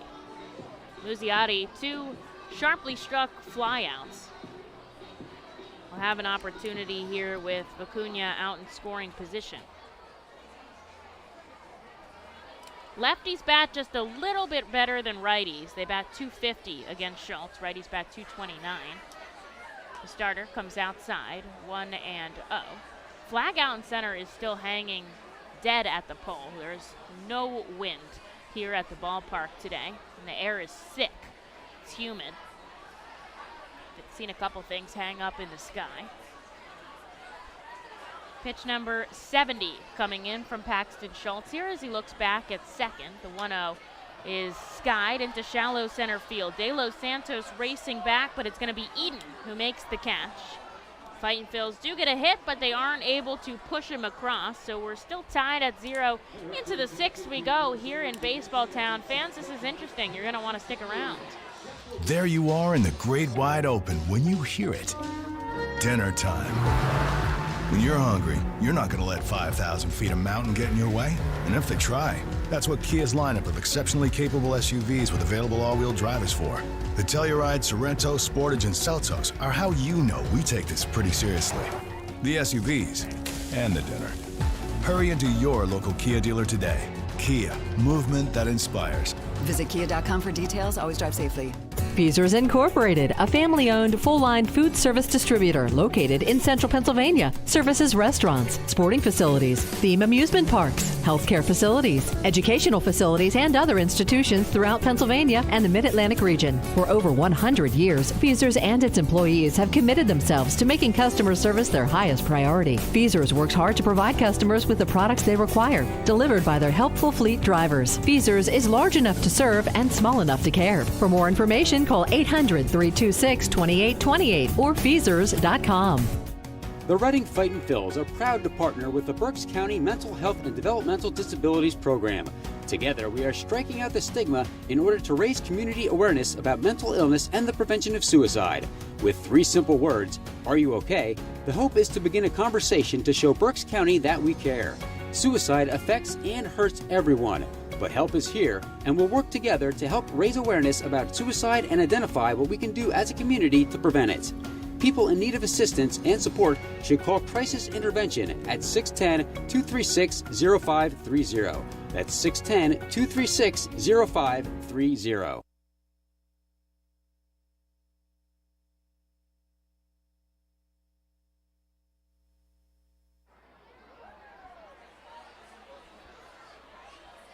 Reading 0, New Hampshire 0 as we enter the top of the 6th. The Fightin Phils have 2 hits. The Fightin Phils have 5 hits. The Fisher Cats have 2 hits. And they'll send the 8 and 9 batters in Ryan Gold and Sebastian Espino. And then back to the top of the order with Rafael Antiqua here. Eastman sends a first pitch, bouncing over the plate for ball number 1. A little bit of a shift on the lefty batter here as he takes the strike on the outside corner. Camargo playing in on that infield grass, and he's pretty much in charge of the left side of the infield with Graffinino almost back behind second. Here's the 1-1. Sent up the middle into center field. Most of the hits we've seen today are ground balls up the middle. That one held in the air a little bit longer. But that's been the name of the game today. Yeah, nothing really anyone can do about those plays either. If they're straight up the middle, not even to one side, or you could at least make a diving attempt at it. So Ryan Gold out on first with a leadoff base hit, and here's Sebastian Espino. We've seen 1 double play ball out of Colton Eastman. Espino did pop up to short his first time up.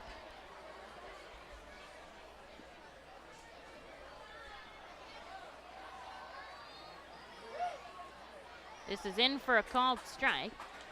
Fireworks post-game today. Also a post-game concert here. That's one of the special things we do at FirstEnergy Stadium. They're a lot of fun.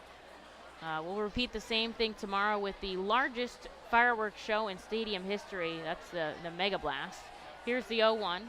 Late swing by Espino makes it 0-2. And that's not a lie. Like, it literally is the largest. They add one, like, I don't even know. It's a firecracker. Yes, like one cracker. Yeah. One little wick, that you light up. We don't That's know not the the terminology, but that's what they do. So it literally is like one thing bigger. This is outside, 1-2. So that'll be the largest show in stadium history tomorrow. And then Sunday is a Crazy Hot Dog Vendor t-shirt giveaway for kids. So that's cool, too. It's a pretty sweet shirt, too. Runner on first, nobody out. Here's the 1-2 by Eastman. Chopped up the third base line, foul. He'll keep his count.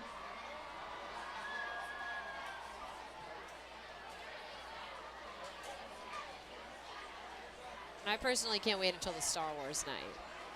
That's going to be a lot of fun. Star Wars night, we got some fun jerseys coming up. We're going to leak those sometime soon. Some good player content as well. Eastman looks back at first. Runner on, nobody out. The 1-2 is chased down and away. Espino will head back to the dugout without number 1. What a good slide, too, by Jack Conley, because that pitch could have easily gone wild. But he nabbed that out of the dirt. And so Ryan Gold stays on first as we go back to the top of the order.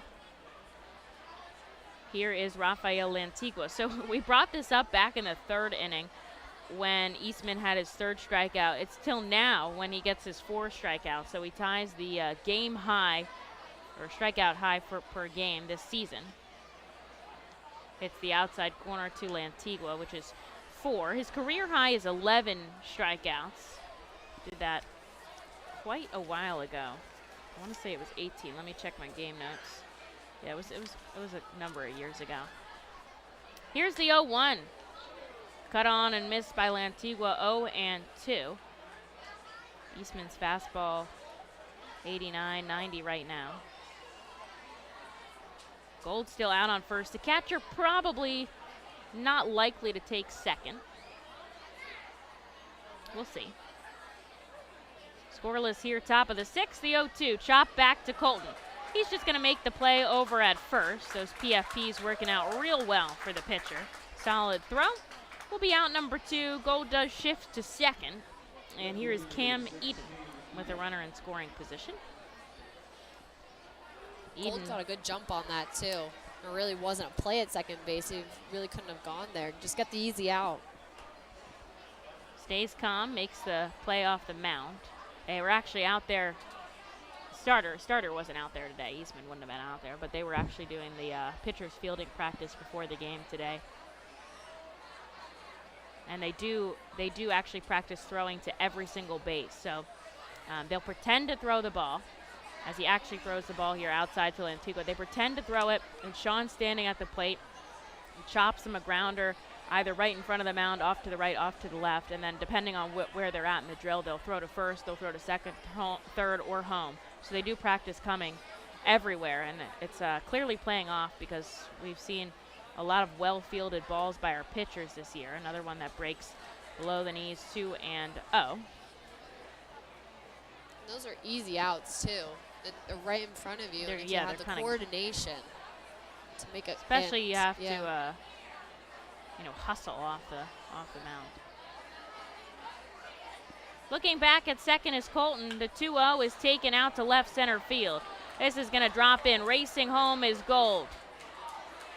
Rojas can't get a handle on it. Now he fires to second. A stand-up double here by Cam Eden. Makes it 1-0, and the Fisher Cats get on the board first.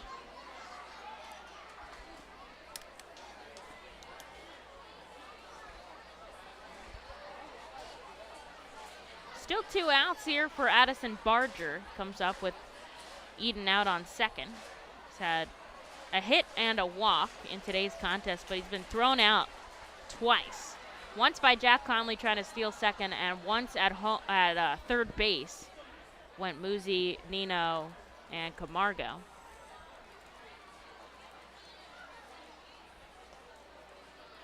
Conley frames that well on the outside corner. They don't get the call they're looking for, and it's a first pitch ball to Addison Barger.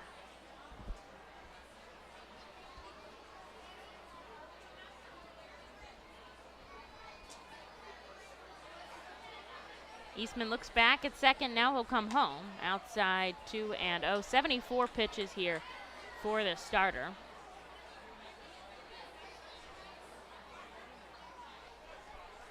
Trying to get ride him out for the end of this inning.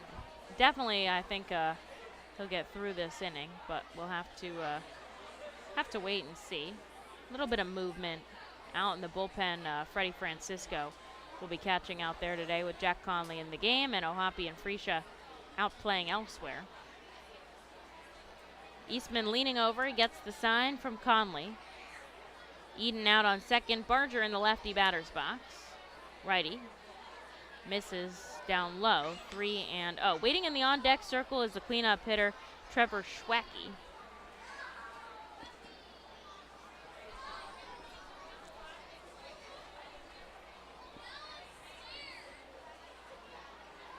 Trying to see who's throwing out there. Trevor Bettencourt, is that? Ah, nailed it, they tell me over the loudspeakers. 4-pitch walk here will send Addison Barger down to first for the third time today. And with 2 on and 2 out, Sean's going to hustle down out to the mound. This seems more like a situational visit than a call to the bullpen visit. Sometimes, and he's one of the few managers to do this, Sean will come out here. It's always very quick. He'll give the defensive positionings to the guys where the best spot to be as the entire infield comes in. Quick little pep talk. I have no idea what they're saying out there. Yeah, it was quick. He's already heading back. The infield breaking up here. They've got 2 on and 2 out. And Eastman is certainly capable of getting out of this inning without any more damage across. New Hampshire leads Reading just 1-0 here. This is just silent RBI by Cam Eden, driving home Ryan Gold. And here is Trevor Schwecki in the righty batter's box. He's 1 for 2, a double and a strikeout. We saw Bettencourt in Tuesday's game, his first time back at FirstEnergy Stadium since 2019. There's a breaking ball that gets Eden to chase, or excuse me, Trevor Schwecki to chase, and it's 0-1. It's Eden out on second, Barger on first. Eastman comes home, a swing and a miss, down 0-2.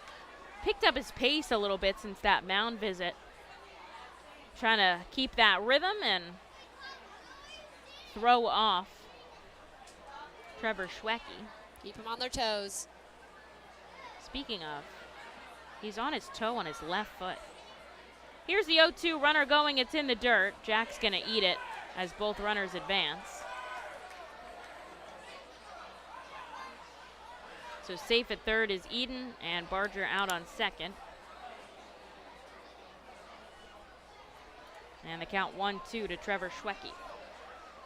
So he's got his right foot dug in, and then his left one is up on his toe. He kind of has bringing his hips in almost underneath his shoulder. So 1-2 way outside. Conley picks. 2 balls and 2 strikes. I said that. I did not mean that as a relation to Schwecki's batting stance at all. I didn't even notice that until you said that. I was like watching That's it, and I'm like, interesting. I feel like that must be so tense. I guess he's probably putting most of his weight back when he loads. But yeah, it's still a lot to be like on your tiptoe like that. Serious calf workout. 2 balls, 2 strikes, 2 outs. 2 runners on here in the top of the 6th inning. Just 1 run for New Hampshire here. Eastman trying to get out of this frame without any more damage. Here's a 2-2 outside, and the count will be full. He wants him to chase that breaking ball so bad. And we'll see what happens here with 3 balls and 2 strikes. He's just not biting. We did on the 2nd strike, and now see if he learned better or what. Glove at the chest for Eastman. 2 runners on, 2 outs. The payoff pitch, ball 4. And that is going to walk the bases loaded here. This is the biggest jam we've seen all day. Started with a double by Cam Eden that scored Ryan Gold. Then back-to-back walks to Barger and Schwecki have loaded the bases. We'll see if Sean gives him or Elvis Martinez, or they make a call to the bullpen. He does have 2 outs, and so now it's a force out everywhere. And it looks like they're going to give him this batter. Martinez reached on an error and walked. He had the day off yesterday after going 0 for 4. This is shot to left field. Should be playable for Museotti. And it ends up being Rojas who makes the play in left. And Eastman loads the bases, but he gets out of it. Just 1 run that comes across the bat of Cam Eden. And New Hampshire takes a 1-0 lead. To the bottom half we go. The Fightin' Phils looking for some offense here in just a moment. Join us as we celebrate Reading's Hispanic and Latino culture during 12 Friday home games this season. With Savage 61 Fiesta Fridays presented by eXp Realty, Breakthrough Beverage, Humane Pennsylvania, Origlio Beverage, and Mal Beer. Fiesta Fridays feature special Los Luchador de Reading uniforms, Hispanic and Latino food and music, and other cultural elements throughout the ballpark. Get your tickets now by calling 610-370-BALL or visiting us at the Weidenhammer ticket office at FirstEnergy Stadium. ROG Orthodontics is the proud official partner of the ROG Orthodontics Fightin' Phil's Kids Club. Join today at Fightins.com to get your free ROG Orthodontics Kids Club t-shirt and visit FantasticSmiles.com for more information on why ROG Orthodontics is voted #1 in Berks and Monco. ROG Orthodontics and the Fightin' Phils, two great hometown partners. Savage Auto Group is a proud sponsor of Fiesta Fridays. Enjoy an Our Phil's game, great food, music, and entertainment. The team will play in their Los Luchadores de Reading Latino tribute uniforms. Visit Timmy Profit and Savage Auto Group, Pennsylvania's most awarded dealership for all your automotive needs.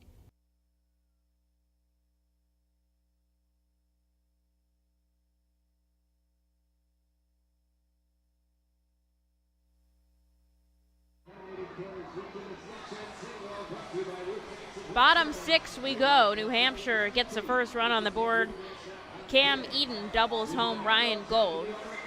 But Eastman got out of a bigger jam. He had the bases loaded, and he ended up getting a fly out to end the frame. So just one run comes across for the starter in 6 innings of work. Very impressive. That's a quality start. And so to the bottom half, we go down by 1. Rojas, Camargo, and Rijo all due up, the heart of the Phil's order, as Johan takes a first pitch called strike. So he had played in 12 games up until yesterday. He didn't get the start in yesterday's game, was given the day off. He had reached successfully in all 12 of his first games. This is a slow roller to third, charging Martinez to first. And he makes the play this time ahead of the runner. And there is out number 1 to start off the bottom of the 6th. So he had reached successfully in all 12 of those games. Yesterday, late and close, he was called upon to pinch hit in the bottom of the 9th inning. And he ended up flying out. And so that at-bat does count as a part of that game. So he did snap his on-base streak. But to come in, being called up from high A, and reach successfully in your first 12 AA games is really impressive. That means you're ready to take the next step. So you'll just start that over here. As Jokon Camargo comes up, the switch hitter batting from the left side. He's had 2 hits so far here against Paxton Schultz, who's up to 71 offerings. A little movement in the bullpen, but nobody throwing for the Fisher Cats right now as he takes a first pitch ball inside. Another one inside, 2-0.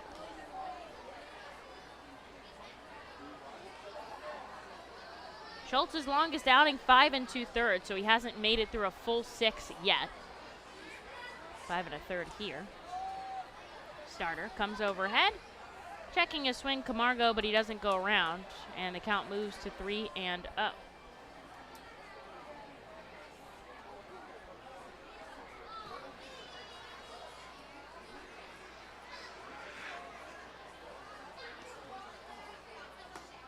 This one hits the outside corner, 93.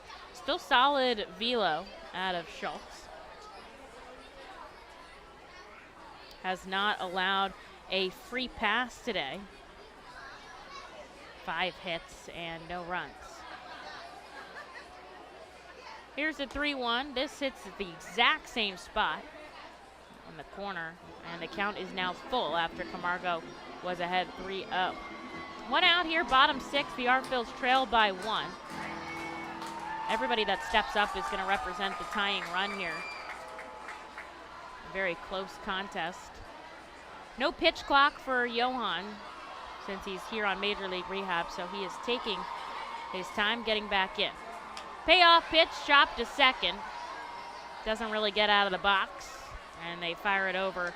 There's out number 2. Wendell Rijo coming up to bat. He's 0 for 2 today. He's another guy riding a serious on-base streak. 15 games dating back to June 26th. 21 hits and 11 walks have helped him get there. But he's going to have to get on today to continue that. In the righty batter's box with 2 outs. It's the outside corner, strike 1. His fiance's in town this week, and he told me his mom is coming tomorrow, which he's super excited about. He's had a really good past couple of days. I'm like, you're showing off for them. Aww, He said, yeah. He said, yeah. Aww. Said I was. Takes a swinging strike on an off-speed pitch, down 0-2.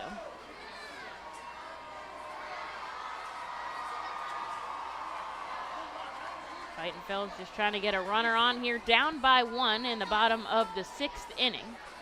Sun beginning to set here in Baseball Town. Friday night lights are absolutely beautiful.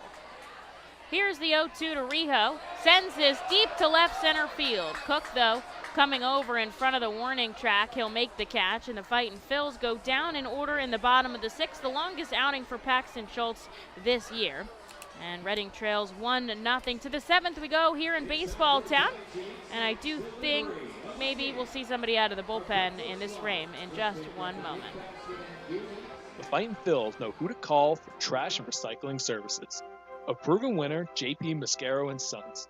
The industry leader for over 50 years. Trust the familiar Mascaro Blue Elephant to provide dependable, quality service for your home or business. That's JP Mascaro & Sons, one of the top companies in its industry. Trash and recycling services for home, business, and industry. We are hiring and have open positions in Berks County. Check our website for open positions at jpmascaro.com or call 1-888-MASCARO. JP Mascaro & Sons, ready to serve you. Berks Packing is a family-owned and operated meat processor located here in Reading, specializing in hot dogs, ham, specialty meats, and more. Berks Packing provides America's classic ballpark with quality products, including the highly acclaimed flat-top grilled hot dog. Join us for Berks Packing Sunday Family Fun Days at Sunday home games all season long at FirstEnergy Stadium. Lidl is a normal grocery store with aisles and shelves and high-quality groceries. But only Lidl has really low prices. Like so low they're too good to be true. But true. Lidl, suspiciously low-priced groceries.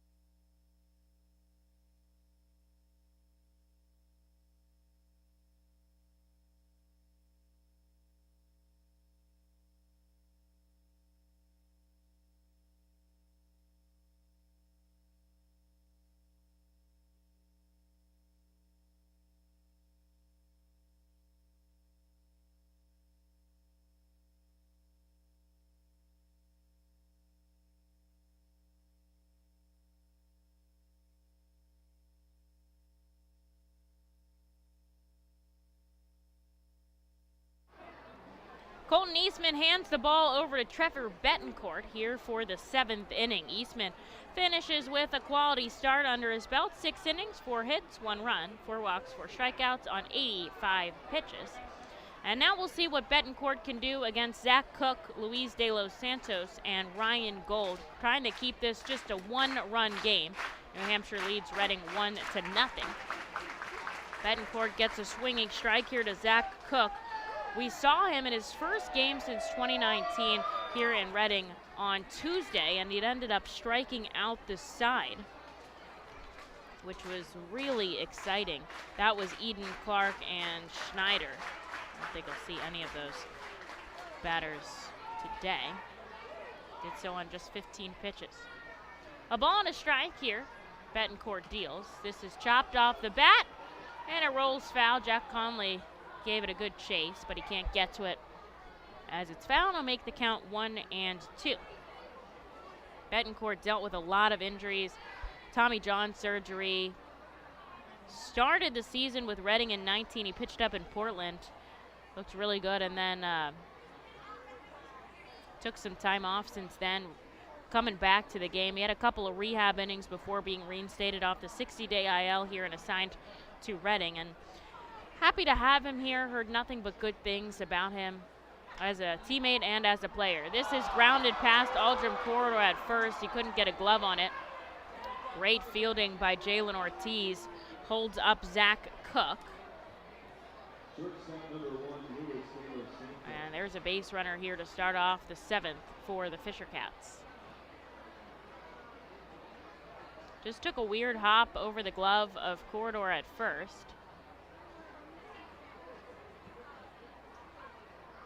Bettencourt will give a side eye to Zach Cook.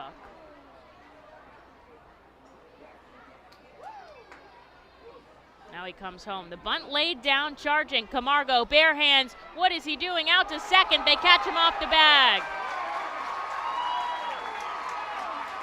Vicuña puts the tag on Cook, who overran second. I guess fielder's choice. I'm not sure he would have had a play at first. And they get the leading runner there, so I guess it works in their advantage. One out, and safe at first is De Los Santos. Here's Ryan Gold up. Gold scored the only run of the game so far as the Fisher Cats lead Reading 1-0. Out at first is De Los Santos. Called strike coming into the lefty bat.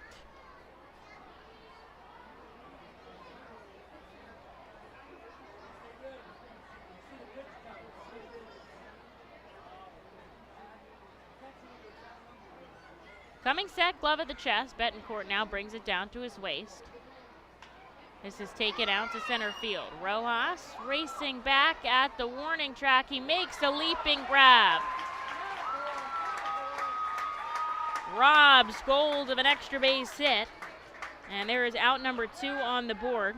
Staying at first is De Los Santos. And here's Sebastian Espino.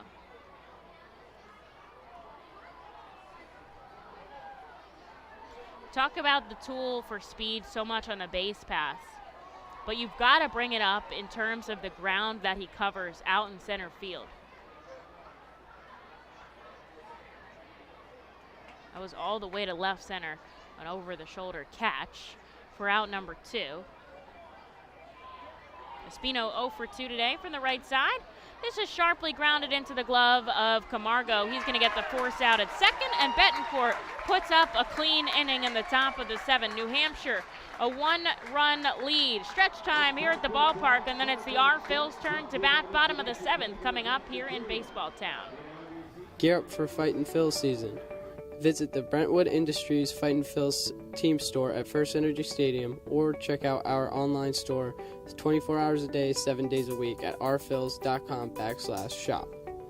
We have a wide variety of Fightin' Phils hats, t-shirts, kids apparel, and more. Looking for something new? Check out our latest selections of Los Luchadores de Reading and Reading Hot Dogs gear, plus throwback, black, R-Train, R-Phils attire. Root for your Fightins in style. Stop by the Brentwood Industries Fightins team store or rphils.com/shop. The sound of an ice-cold Corona is music to my ears. Oh, run that back. Dope. Now drop that beat. And hit me with the hook, player. Hey, whatever you do with your fine life, just do you, player. Relax responsibly. Corona Extra Beer, imported by Crown Imports, Chicago, Illinois. The Fightin' Phils know who to call for trash and recycling services. A proven winner, JP Mascaro & Sons. The industry leader for over 50 years. Trust the familiar Mascaro Blue Elephant to provide dependable, quality service for your home or business. That's JP Mascaro & Sons, one of the top companies in its industry. Trash and recycling services for home, business, and industry. We are hiring and have open positions in Berks County. Check our website for open positions at jpmascaro.com or call 1-888-MASCARO. JP Mascaro & Sons, ready to serve you.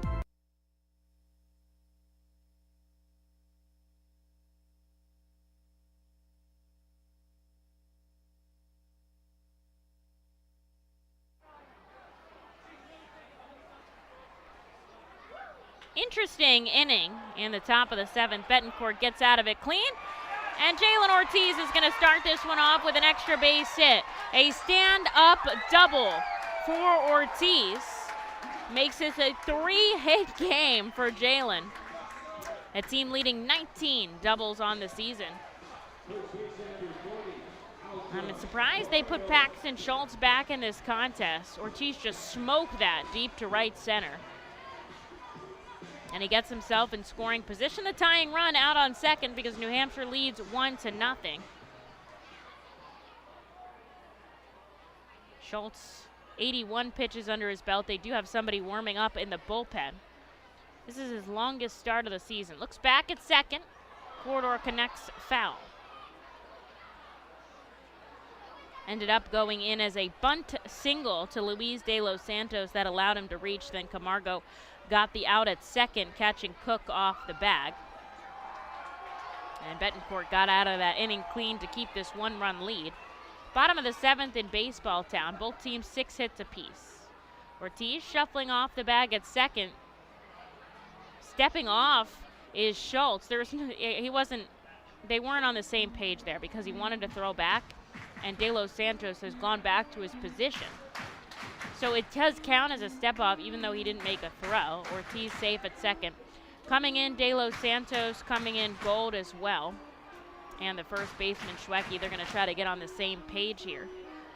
There is somebody warming in the bullpen, so we'll see how long they let him go. The Fightin' Phils looking to tie this up and then some, down 1-0 here as we merge into the back part of this ball game.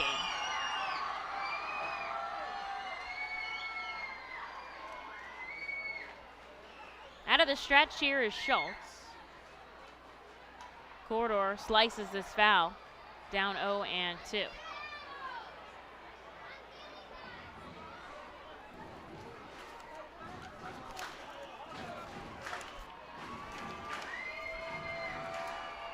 Jalen's had 20 multi-hit games coming into today, 4 3-hit games. Now you can make that 5 as he's out on second after a leadoff double. Aldrum sends this out to center field. Cook back at the warning track. Will Jalen tag? He will. The play at third, the throw is way off. And Corridor has sent the tying run 90 feet from home.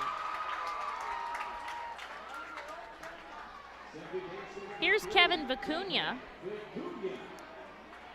1 for 2 with a single. He also grounded into a double play today. All he's trying to do is put this ball in play in a way that will send Ortiz home. Maybe a sac fly deep into the outfield.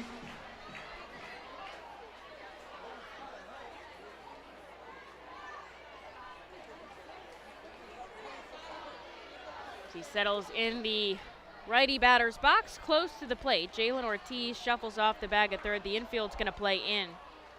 They'll go home if they can.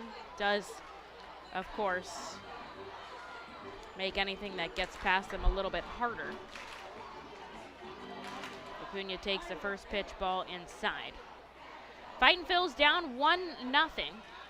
Kevin takes a swinging strike, 1-1. Just one out on the board here in the bottom of the 7th. Jaylen Ortiz, a leadoff double, moved over to second on Corridor's fly out, and now they're threatening here against the starter, Paxton Schultz. Umpire requesting some more balls from the bat boy here.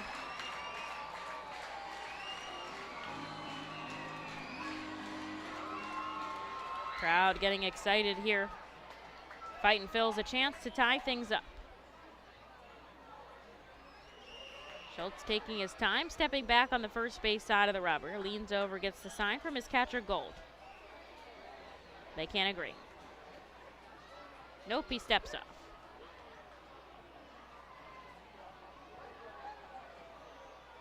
And now we're going to see a visit from the pitching coach. There's something going on here. Is that the trainer? Trainer's coming out to see the catcher, Gold. The pitching coach is coming in. The entire infield is coming in. They're just taking their sweet time down there. Something with the right hand of the catcher, Zach Gold. That's Luke Green, I'm assuming. Trainer doesn't wear a jersey. Whatever it is, Gold is going to stay in this game. He'll jog back to join the meeting on the mound.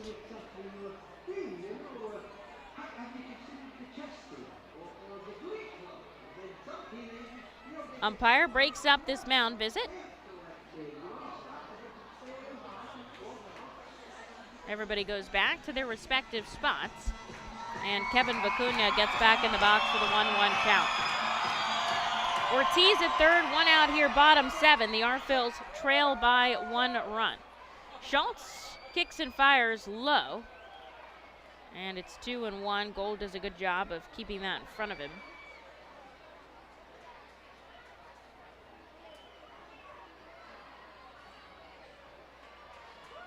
Infielders a step on that infield grass. Looking over at Ortiz is Schultz. Here's the 2-1. Kevin sends this foul into the right field grandstand, and the count evens. Both teams 6 hits in the contest. Just 1 run crossing the bat. Cam Eden driving home Ryan Gold back in the 6th. And they're going to walk Vicuña down to first. And so the Fightin' Phils will have runners on the corners here for Jack Conley. And just 1 out on the board. Need something, perhaps into the outfield, to bring in a run. The infield's going to go back to their respective positions, playing straight up, not playing in hopes of turning that double play. Not if Jack can help it.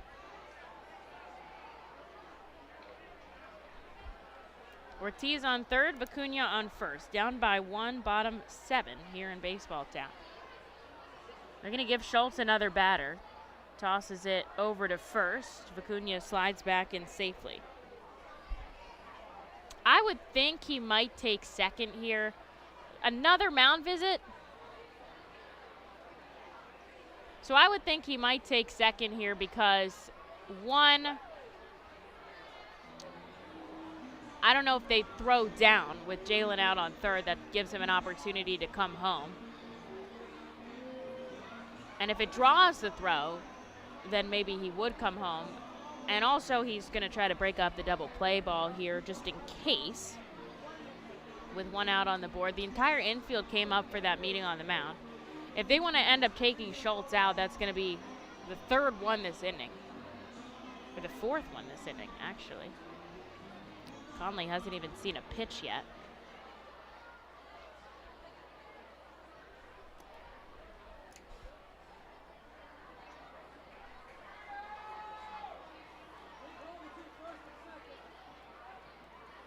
Runners on the corners here. Jack takes a called strike.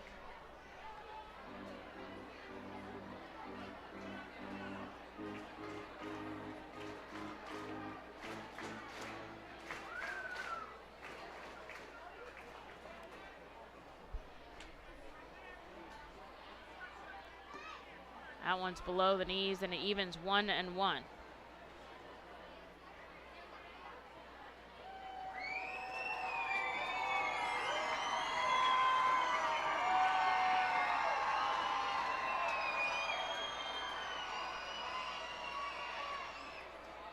Schultz steals a sharply hit ground ball by Conley, goes foul.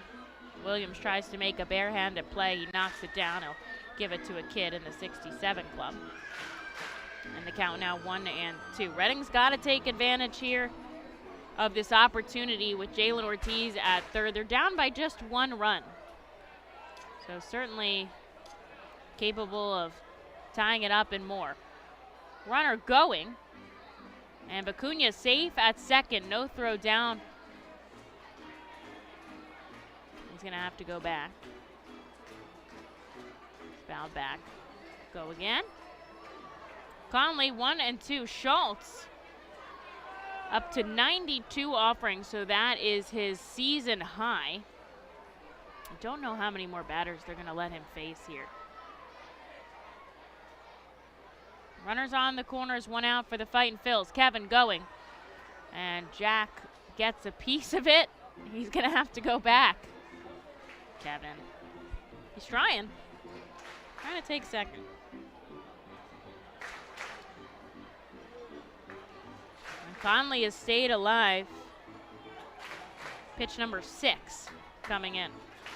I would think this is Schultz's last batter no matter what happens.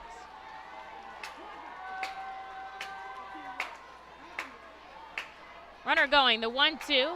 Guess what? It's fouled. Into the main grandstand. Bounces up a couple of rows. We'll go again. That's Ortiz out on third, Vicuña on first. He's tried to steal for like the past 3 or 4 pitches. And Jack is fighting off offerings from Paxton Schultz. Down by 1 here. Runner going. This is a ball outside, and finally Kevin Vicuña is going to get that snag. He cheers out at second. Breaks up the double play, puts 2 in scoring position, and after 4 consecutive foul balls, Jack gets an actual ball, and the count moves 2-2. Here's pitch number 8, the infield coming in, and Conley strikes out swinging. They put the tag on him, and that's a tough out here for the Fightin' Phils because a sacrifice fly will not do it. Here's A.J. Graffinino, but I believe Cesar Martin is going to come in and take out his starter here, who has made it 6 2/3. He'll leave 2 runners in scoring position, and we'll give the relievers a chance to warm up here, stuck in the bottom of the 7th, down by just 1 run.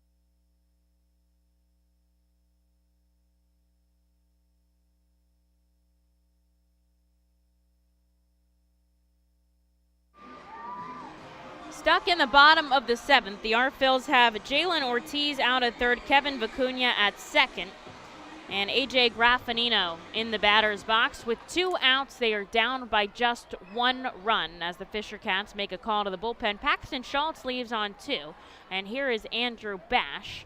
And the first pitch is a fly ball out to left. Eden finds it in the sky and makes the catch, and the Phils fail to score with 2 runners in scoring position. Still have 2 more innings of baseball left to go, but they trail by 1. To the top of the 8th we go at America's Classic Ballpark.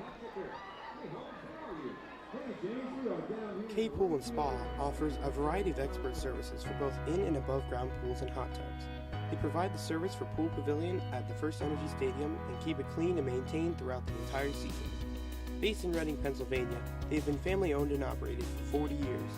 Turn to K Pool and Spa for the best value and professional service. International Fireworks is the official fireworks provider for the Phils. International Fireworks shoots all 33 fireworks shows throughout the Phils season, including 6 Mega Blast fireworks shows.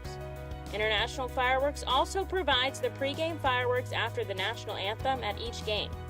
International Fireworks has a retail store in nearby Douglasville, Pennsylvania, where you can purchase all of your fireworks.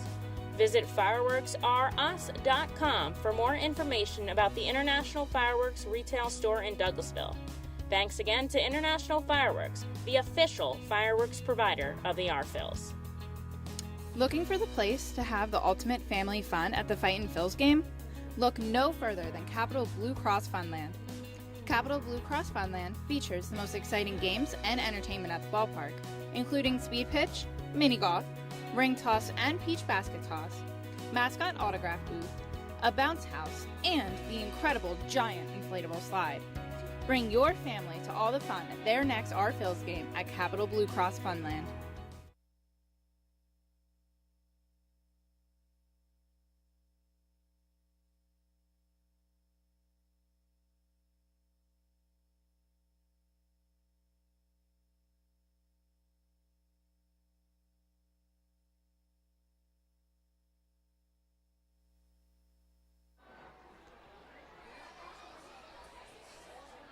Top of the order for the Fisher Cats here. They lead by 1 run. The Fightin' Phils have gone 0 for 7 with runners in scoring position today.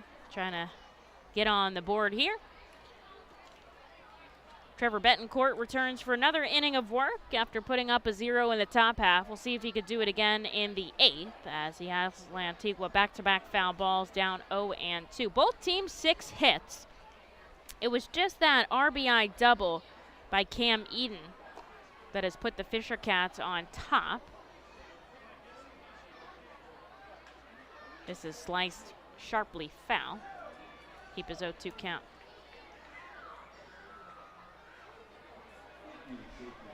Checking in on the Phillies game. They are up 2-1 on the Marlins. Derek Hall, an RBI double, and JT Realmuto won as well. That game is in the bottom of the 8th on the road in Miami. Here's the 0-2 to Antiqua. He checks his swing, doesn't go around, a ball and 2 strikes. Lehigh Valley up 5-1 on Charlotte. They're in the bottom of the 6th on the road as well. I think every affiliate is on the road but us. Jersey Shore till tied 3-3 at Aberdeen. They're in the top of the 7th. They are threatening though. Chance to break that tie and a swinging strike. Down goes Lantigua. And there is out number 1 here to start the 8th. First strikeout there for Trevor Bettencourt, who's in his 2nd inning of work. And here is Cam Eden, who has the only RBI of the day.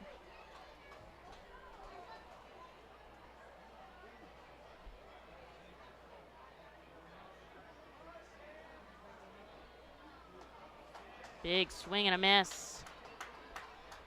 Eden, just that one hit, otherwise flew out to center twice.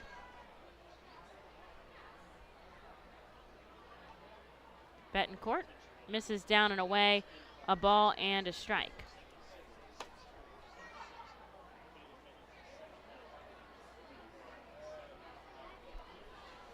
Bat on his shoulder. With 1 out on the board, here's the 1-1. Hits at the knees, 1-2. He's been the last 3 pitches, 88 miles an hour. Very consistent here is Trevor Bettencourt. Trying to have a quick frame and put his team back up to bat. When they come up in the bottom of the 8th, they'll have the top of their order trying to come up with 1 run, down 1-0 late in this contest. A ball that misses 2-2.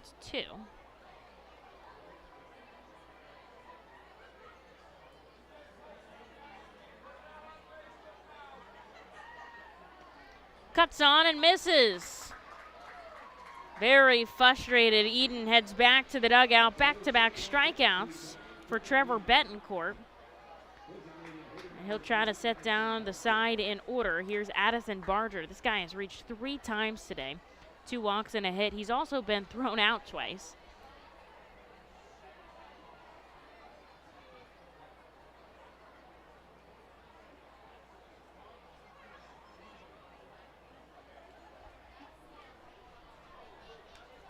This is bumped back, foul. Strike 1.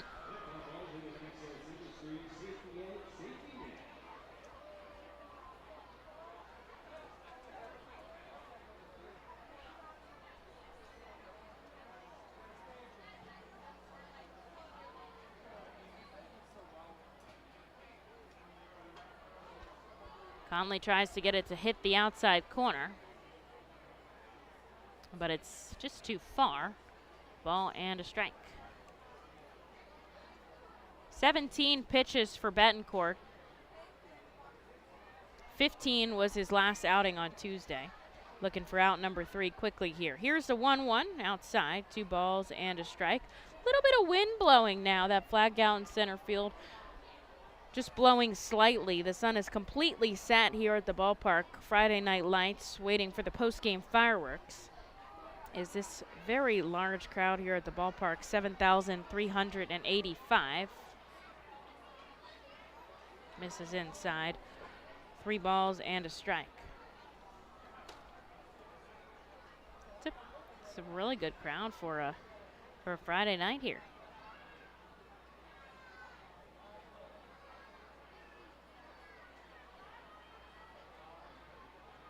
Swing and a miss. Strike 2, and the count is now full. Bettencourt has 2 strikeouts here to start off the 8th. Looking for 1 more for a quick top half to put his team up to bat.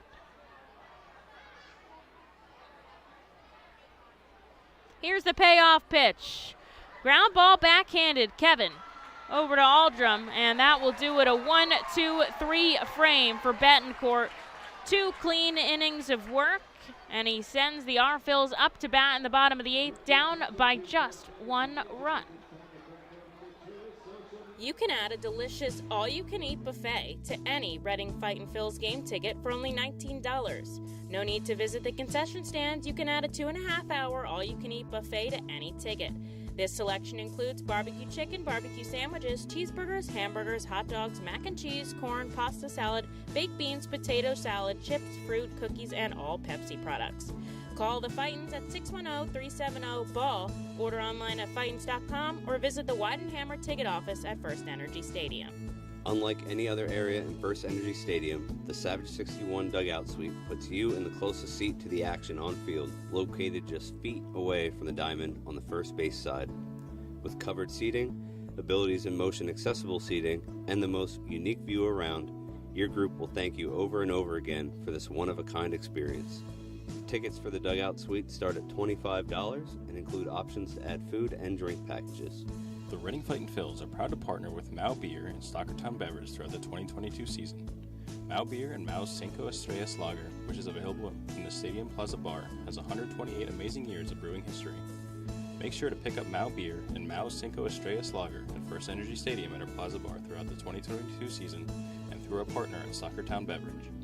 Mao Beer will be on site for all of our Fiesta Friday games with samplings of their amazing Cinco Estrellas Lager. Mao Beer is a proud partner of the Reading Fightin' Phils and all Fiesta Friday celebration games. Mao Beer, the 5-star taste and quintessential beer from Madrid. Please drink responsibly.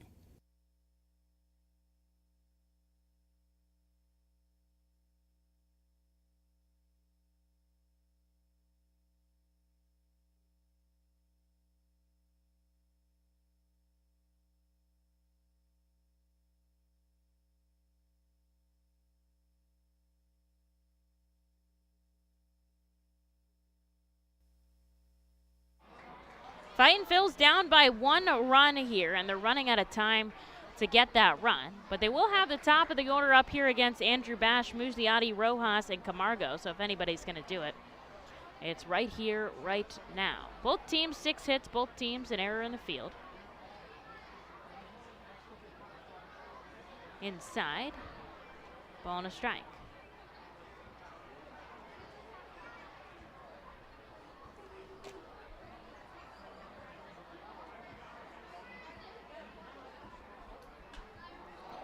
Museotti connects out to left center. Coming over and making the catch is Cook.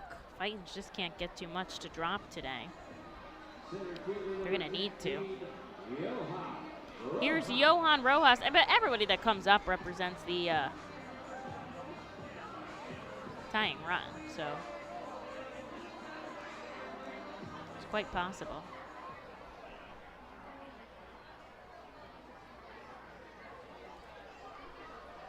Here's Johan Rojas looking for his first hit of the day. Sends that sharply foul into the net above the plaza. Just the one RBI by Cam Eden is separating these two teams right now. Fightin' Phils lead this series 2-1. Love to take a win at home here. A wild swing on a 93-mile-an-hour fastball makes it 0-2. The last time the Fightin' saw Bash on Tuesday, they kind of tore him up. 1 inning of work, 4 hits, 3 runs. That was Wendell Rijo. Here's the 0-2. Sharply struck deep in the hole at third. De Los Santos across the diamond, and they make the play. There's 2 outs.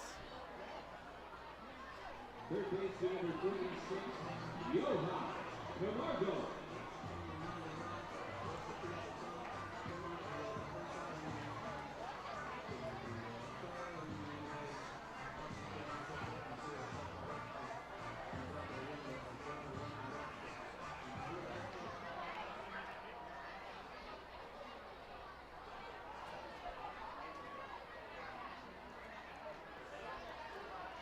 Here's Jokon Camargo with 2 outs. Somebody's got to get on here.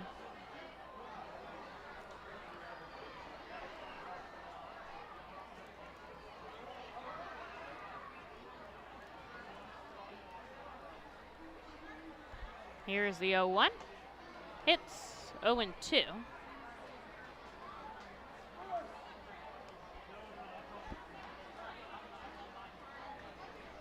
Just a 1-run game here. Camargo's had 2 hits today, grounded out to second his last time up. Sends this up the middle past De Los Santos. His glove lines that right into center field. He'll get himself on here. With 2 outs on the board, here is Wendell Rijo.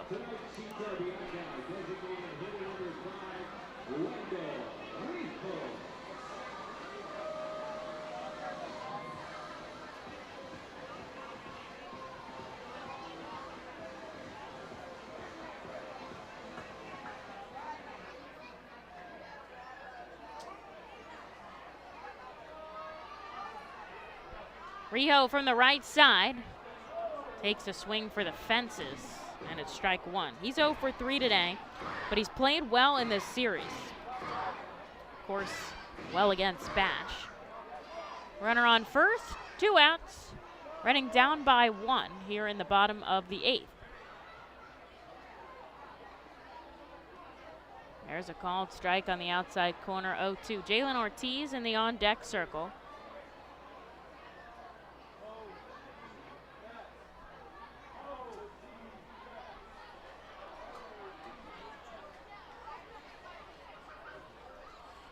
Bash out of the stretch, runner on, 2 outs. This one's way outside. A ball and 2 strikes.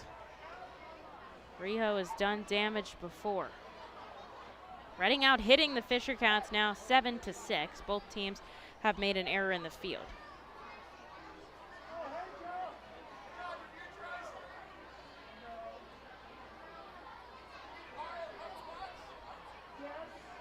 Here's the 1-2 to Rijo. Another breaking ball goes down and away, and the count evens 2-2.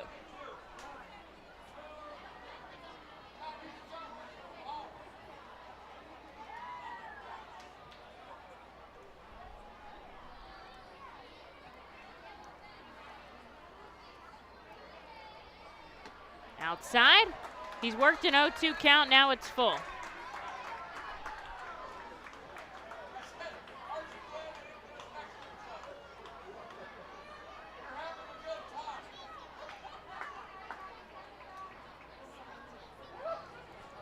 Runner on first, 2 outs here for the Fightin' Phils. They're down by 1. Calling time.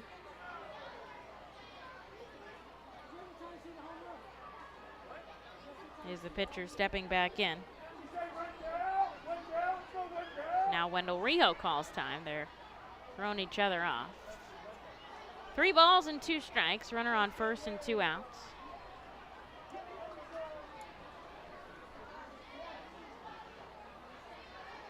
And here's the payoff pitch. Deep in the hole, and it gets through.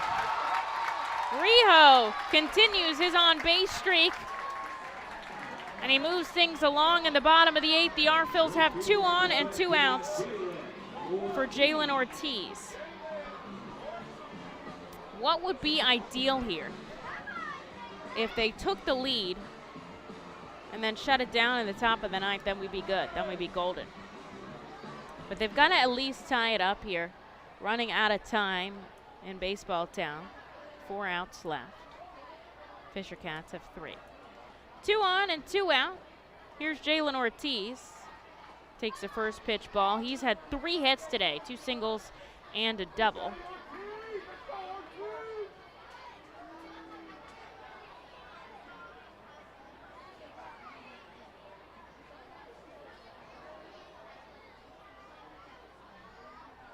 Jalen, a swinging strike, 1-1. Nobody up in the bullpen for the Fisher Cats. They're going to let Bash see this through. Think that's Francisco Morales out for Reading for the top of the ninth. It's Camargo on second, Rijo on first, and Jaylen Ortiz up at the plate. Outside, 2 balls and a strike.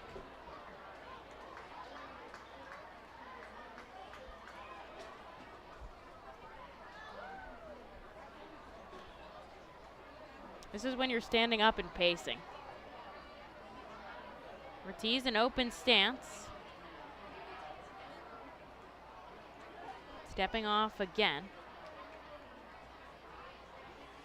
is Bash. He's got 2 runners on and 2 outs. Here's the 2-1 to Jalen. It's close, but it hits at the knees. Crowd booing the call by Tanner Moore. And the count evens 2-2.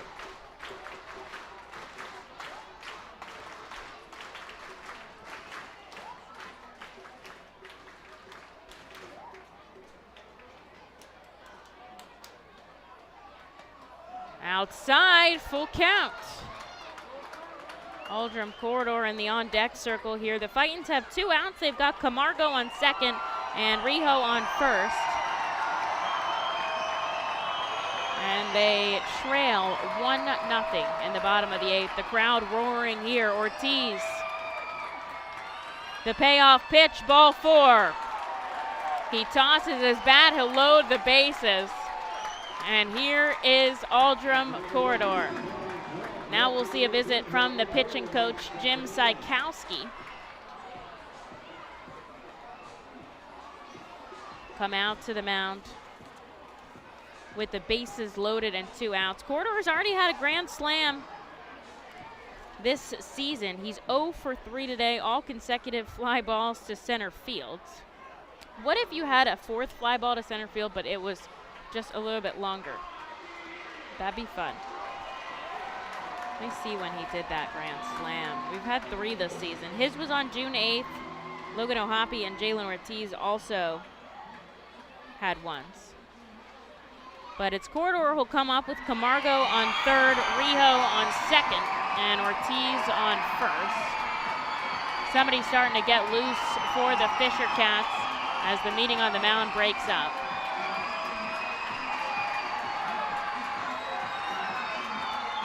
Just got to bring in that runner at third to tie it up. That's what you're looking to do here, tie it up. I mean, we'd love the momentum, love to break it wide open, but winding in the back part of this game, and it's only a 1-run game. Just trying to get on the board here. Bases juice, 2 outs. Corridor from the left side. Bash kicks and fires. He takes a swinging strike.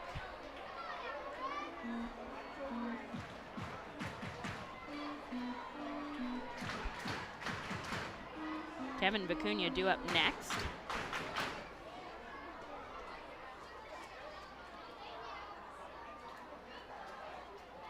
Here's the 0-1, hits at the knees, 0-2. Bash, 23 pitches here.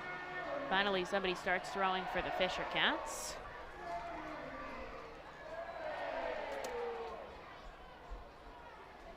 Bases loaded, 2 outs. Fightin' Phils trail by 1 in the bottom of the 8th. Here's the 0-2 to Aldrum Corridor. It's a called strike 3. They clip him on the outside corner.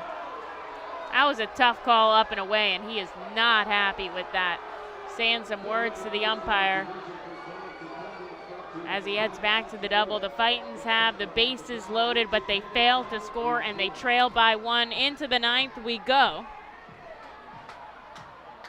It's stressful. The Reading Fightin' Phils are pleased to present you with their classic game program, all electronically. This program has information on the coaching staff, player roster, and front office staff. It also includes feature stories and alumni reports on all of your favorite guys who spend time in baseball town. Visit rphils.com/programs to check it out. Our Phils fans can continue to expect great performances all season long on the Burke's Commercial Roofing stage. It's the home of great local talent, including the Our Phils mascot band. Burke's Commercial Roofing prides itself on being a locally owned and operated company that puts an emphasis on customer service. They provide free on-site estimates and can handle any size repair, restoration, or replacement. Visit burkscommercialroofing.com or call 610-717-3949 for more information. And don't forget to sit back, relax, and enjoy the show at the Burke's Commercial Roofing stage at America's Classic Ballpark. At Savage 61, our goal is to assist you in making a confident decision. Our friendly professional staff members are available to answer your questions and listen to your needs. Whether you're shopping for a new or pre-owned vehicle, we're ready to help you with your search. Visit our dealership on Pottsville Pike.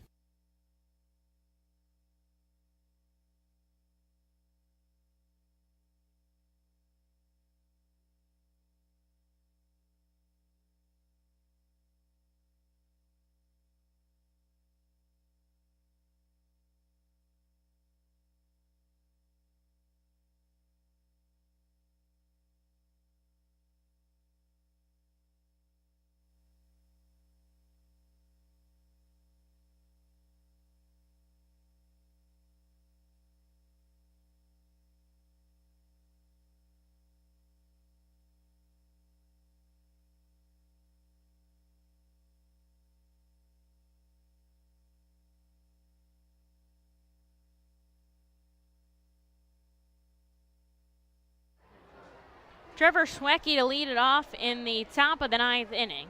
Fightin' Phils trail 1-0. They bring out Francisco Morales to try to keep it that way. Each team has 3 outs left, and the Fightin' Phils are the home team, so they're going to bat last. So obviously still a chance here. Schwecki fouls back the first pitch he sees. Now he takes a called strike. Second time we've seen Mo in this series. Had an inning of work on Tuesday. Struck out a batter on 10 pitches. See what he can do tonight. Gets a first strikeout. Schwecki back to the dugout without number 1. Just needs 3 pitches to do so. And here is Orelvis Martinez. When the R-Phils come up to bat in the bottom of the 9th, they'll have Acuna, Conley, and Graffinino available on the bench today. Hunter Marquardt, Sal Gazzo, and Freddie Francisco, and Jonathan Guzman. Up and in goes Mo. Martinez bounces back. It's fine.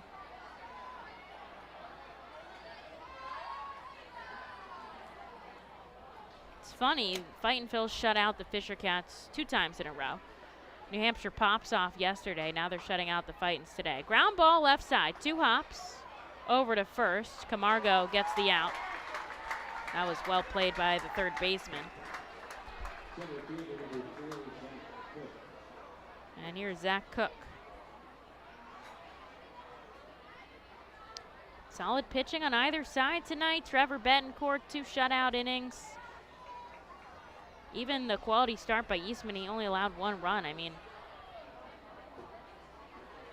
it's been a nice game. Just leaving runners on the bases today. Mo's got 2 quick outs. This hits the outside corner to lefty Zach Cook for strike number 1. They stopped warming up whoever they had throwing in the bullpen. So now I'm like, are they going to bring in Bash to close?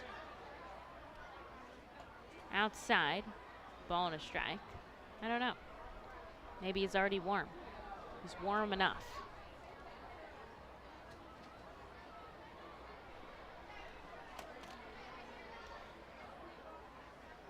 One for Mo outside. 2-1. Cooks had a base hit, grounded into a double play and a strikeout.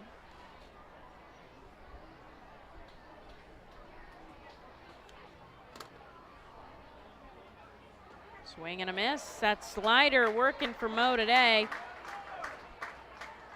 2 balls, 2 strikes.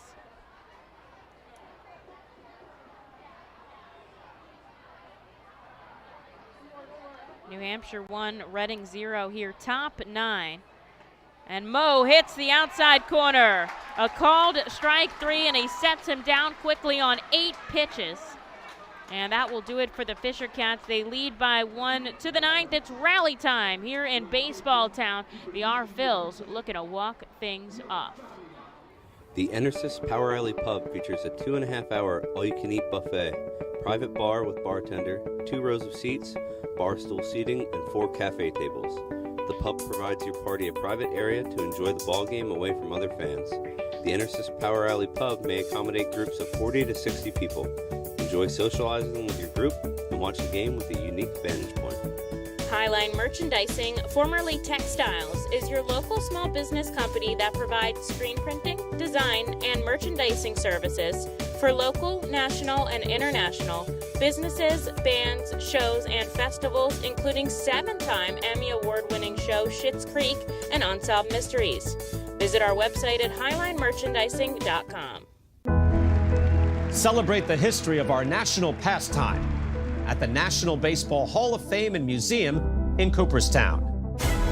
See priceless treasures that will bring your baseball memories to life. Connect with events that have shaped and changed the game and our country. Our stories to tell, your memories to share. Plan your family visit today at baseballhall.org. See you in Cooperstown, where the journey becomes legend.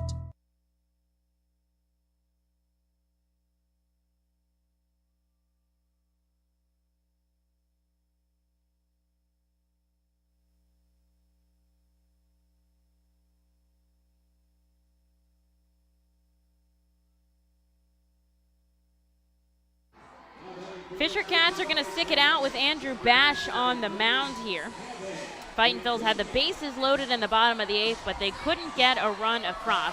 Francisco Morales came in the top of the 9th and absolutely shoved 10 pitches, sitting down the side in order, giving his team the opportunity to walk it off here. Reading is down by 1 run. Kevin Vicuña will lead things off for us. He takes the first pitch strike on the outside corner. The R Phils have walked it off 5 times at home this season,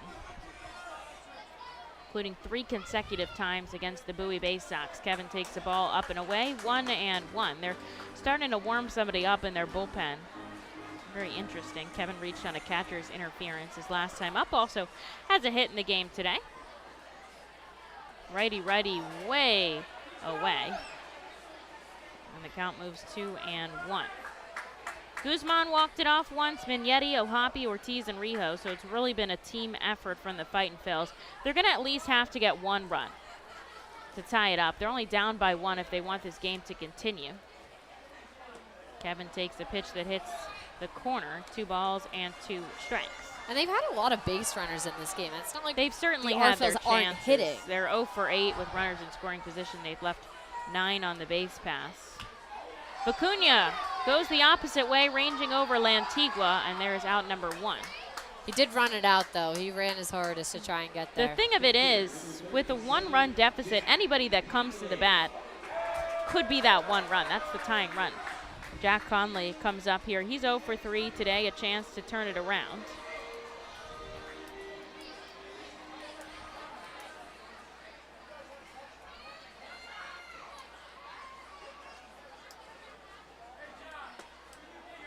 This hits the outside corner. Strike 1. AJ Graffinino waiting in the on-deck circle. On the top of the order awaits, but we've got to get a base runner here. Conley connects, fouling it back. He's down 0-2. The R Phils are out hitting the Fisher Cats 8-6. Both teams have made an error in the field. And Jaylen Ortiz has popped off today. 3 hits and a walk. Even Camargo 3 hits, but the rest of the order is having trouble getting on base. Here's the 0-2 to Jack. Dribbler up the first baseline goes foul. We'll go again. Portland shut out Somerset today, so they'll move ahead in the standings by a game if the Fightin' Phils can't come up with a win here. Here's the 0-2 to Jack, slowly up the first base side. Tossed it to the pitcher, race to the bag, he dives, and he's out. Good hustle by Conley. Schwecki flipped that to the covering Bash, and now the R-Phils are down to their final out here. They trail by just 1 run, and A.J. Graffinino has a chance to be a hero. 0 for 3 today. Bottom of the 9th, 2 away. Steps in on the left side against Andrew Bash. And he sends this foul off the crossbar for strike number 1. Bash up to 35 offerings here.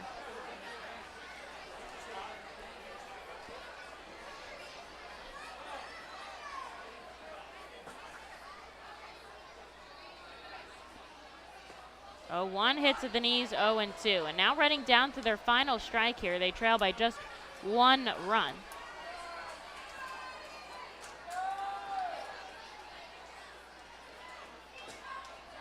Here's the 0-2 with 2 outs outside. We're going to go again.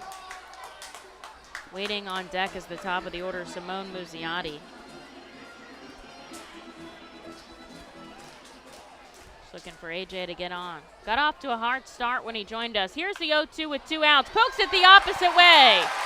Hustling for first. He's going to stay put there.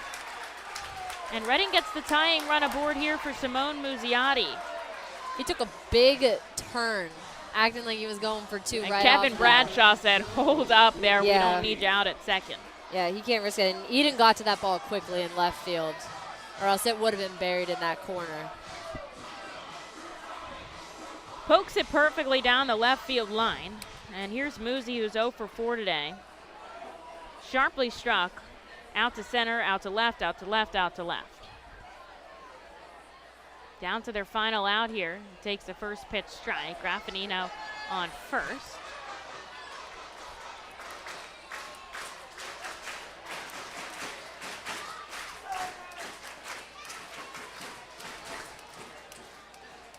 Another lefty batter for Bass to face. Chopped up the middle. Ranging in, De Los Santos over to first, and they make the play. Fightin' Phils out hit the Fisher Cats 9-6, but they can't get a run on the board. They fall 1-0, getting shut out here in Baseball Town. This is the 3rd shutout of the series. The Fightin' Phils had the first 2, but they drop here in game number 4. Back-to-back losses makes this series 2-2 apiece. But don't worry, more baseball tomorrow, a 6:45 start here in Baseball Town. And looking forward to another game here with a packed house in Reading, Pennsylvania. Fans, thanks so much for tuning in. Your Fightin' Phils fall to the Fisher Cats 1-0 on a beautiful Friday night.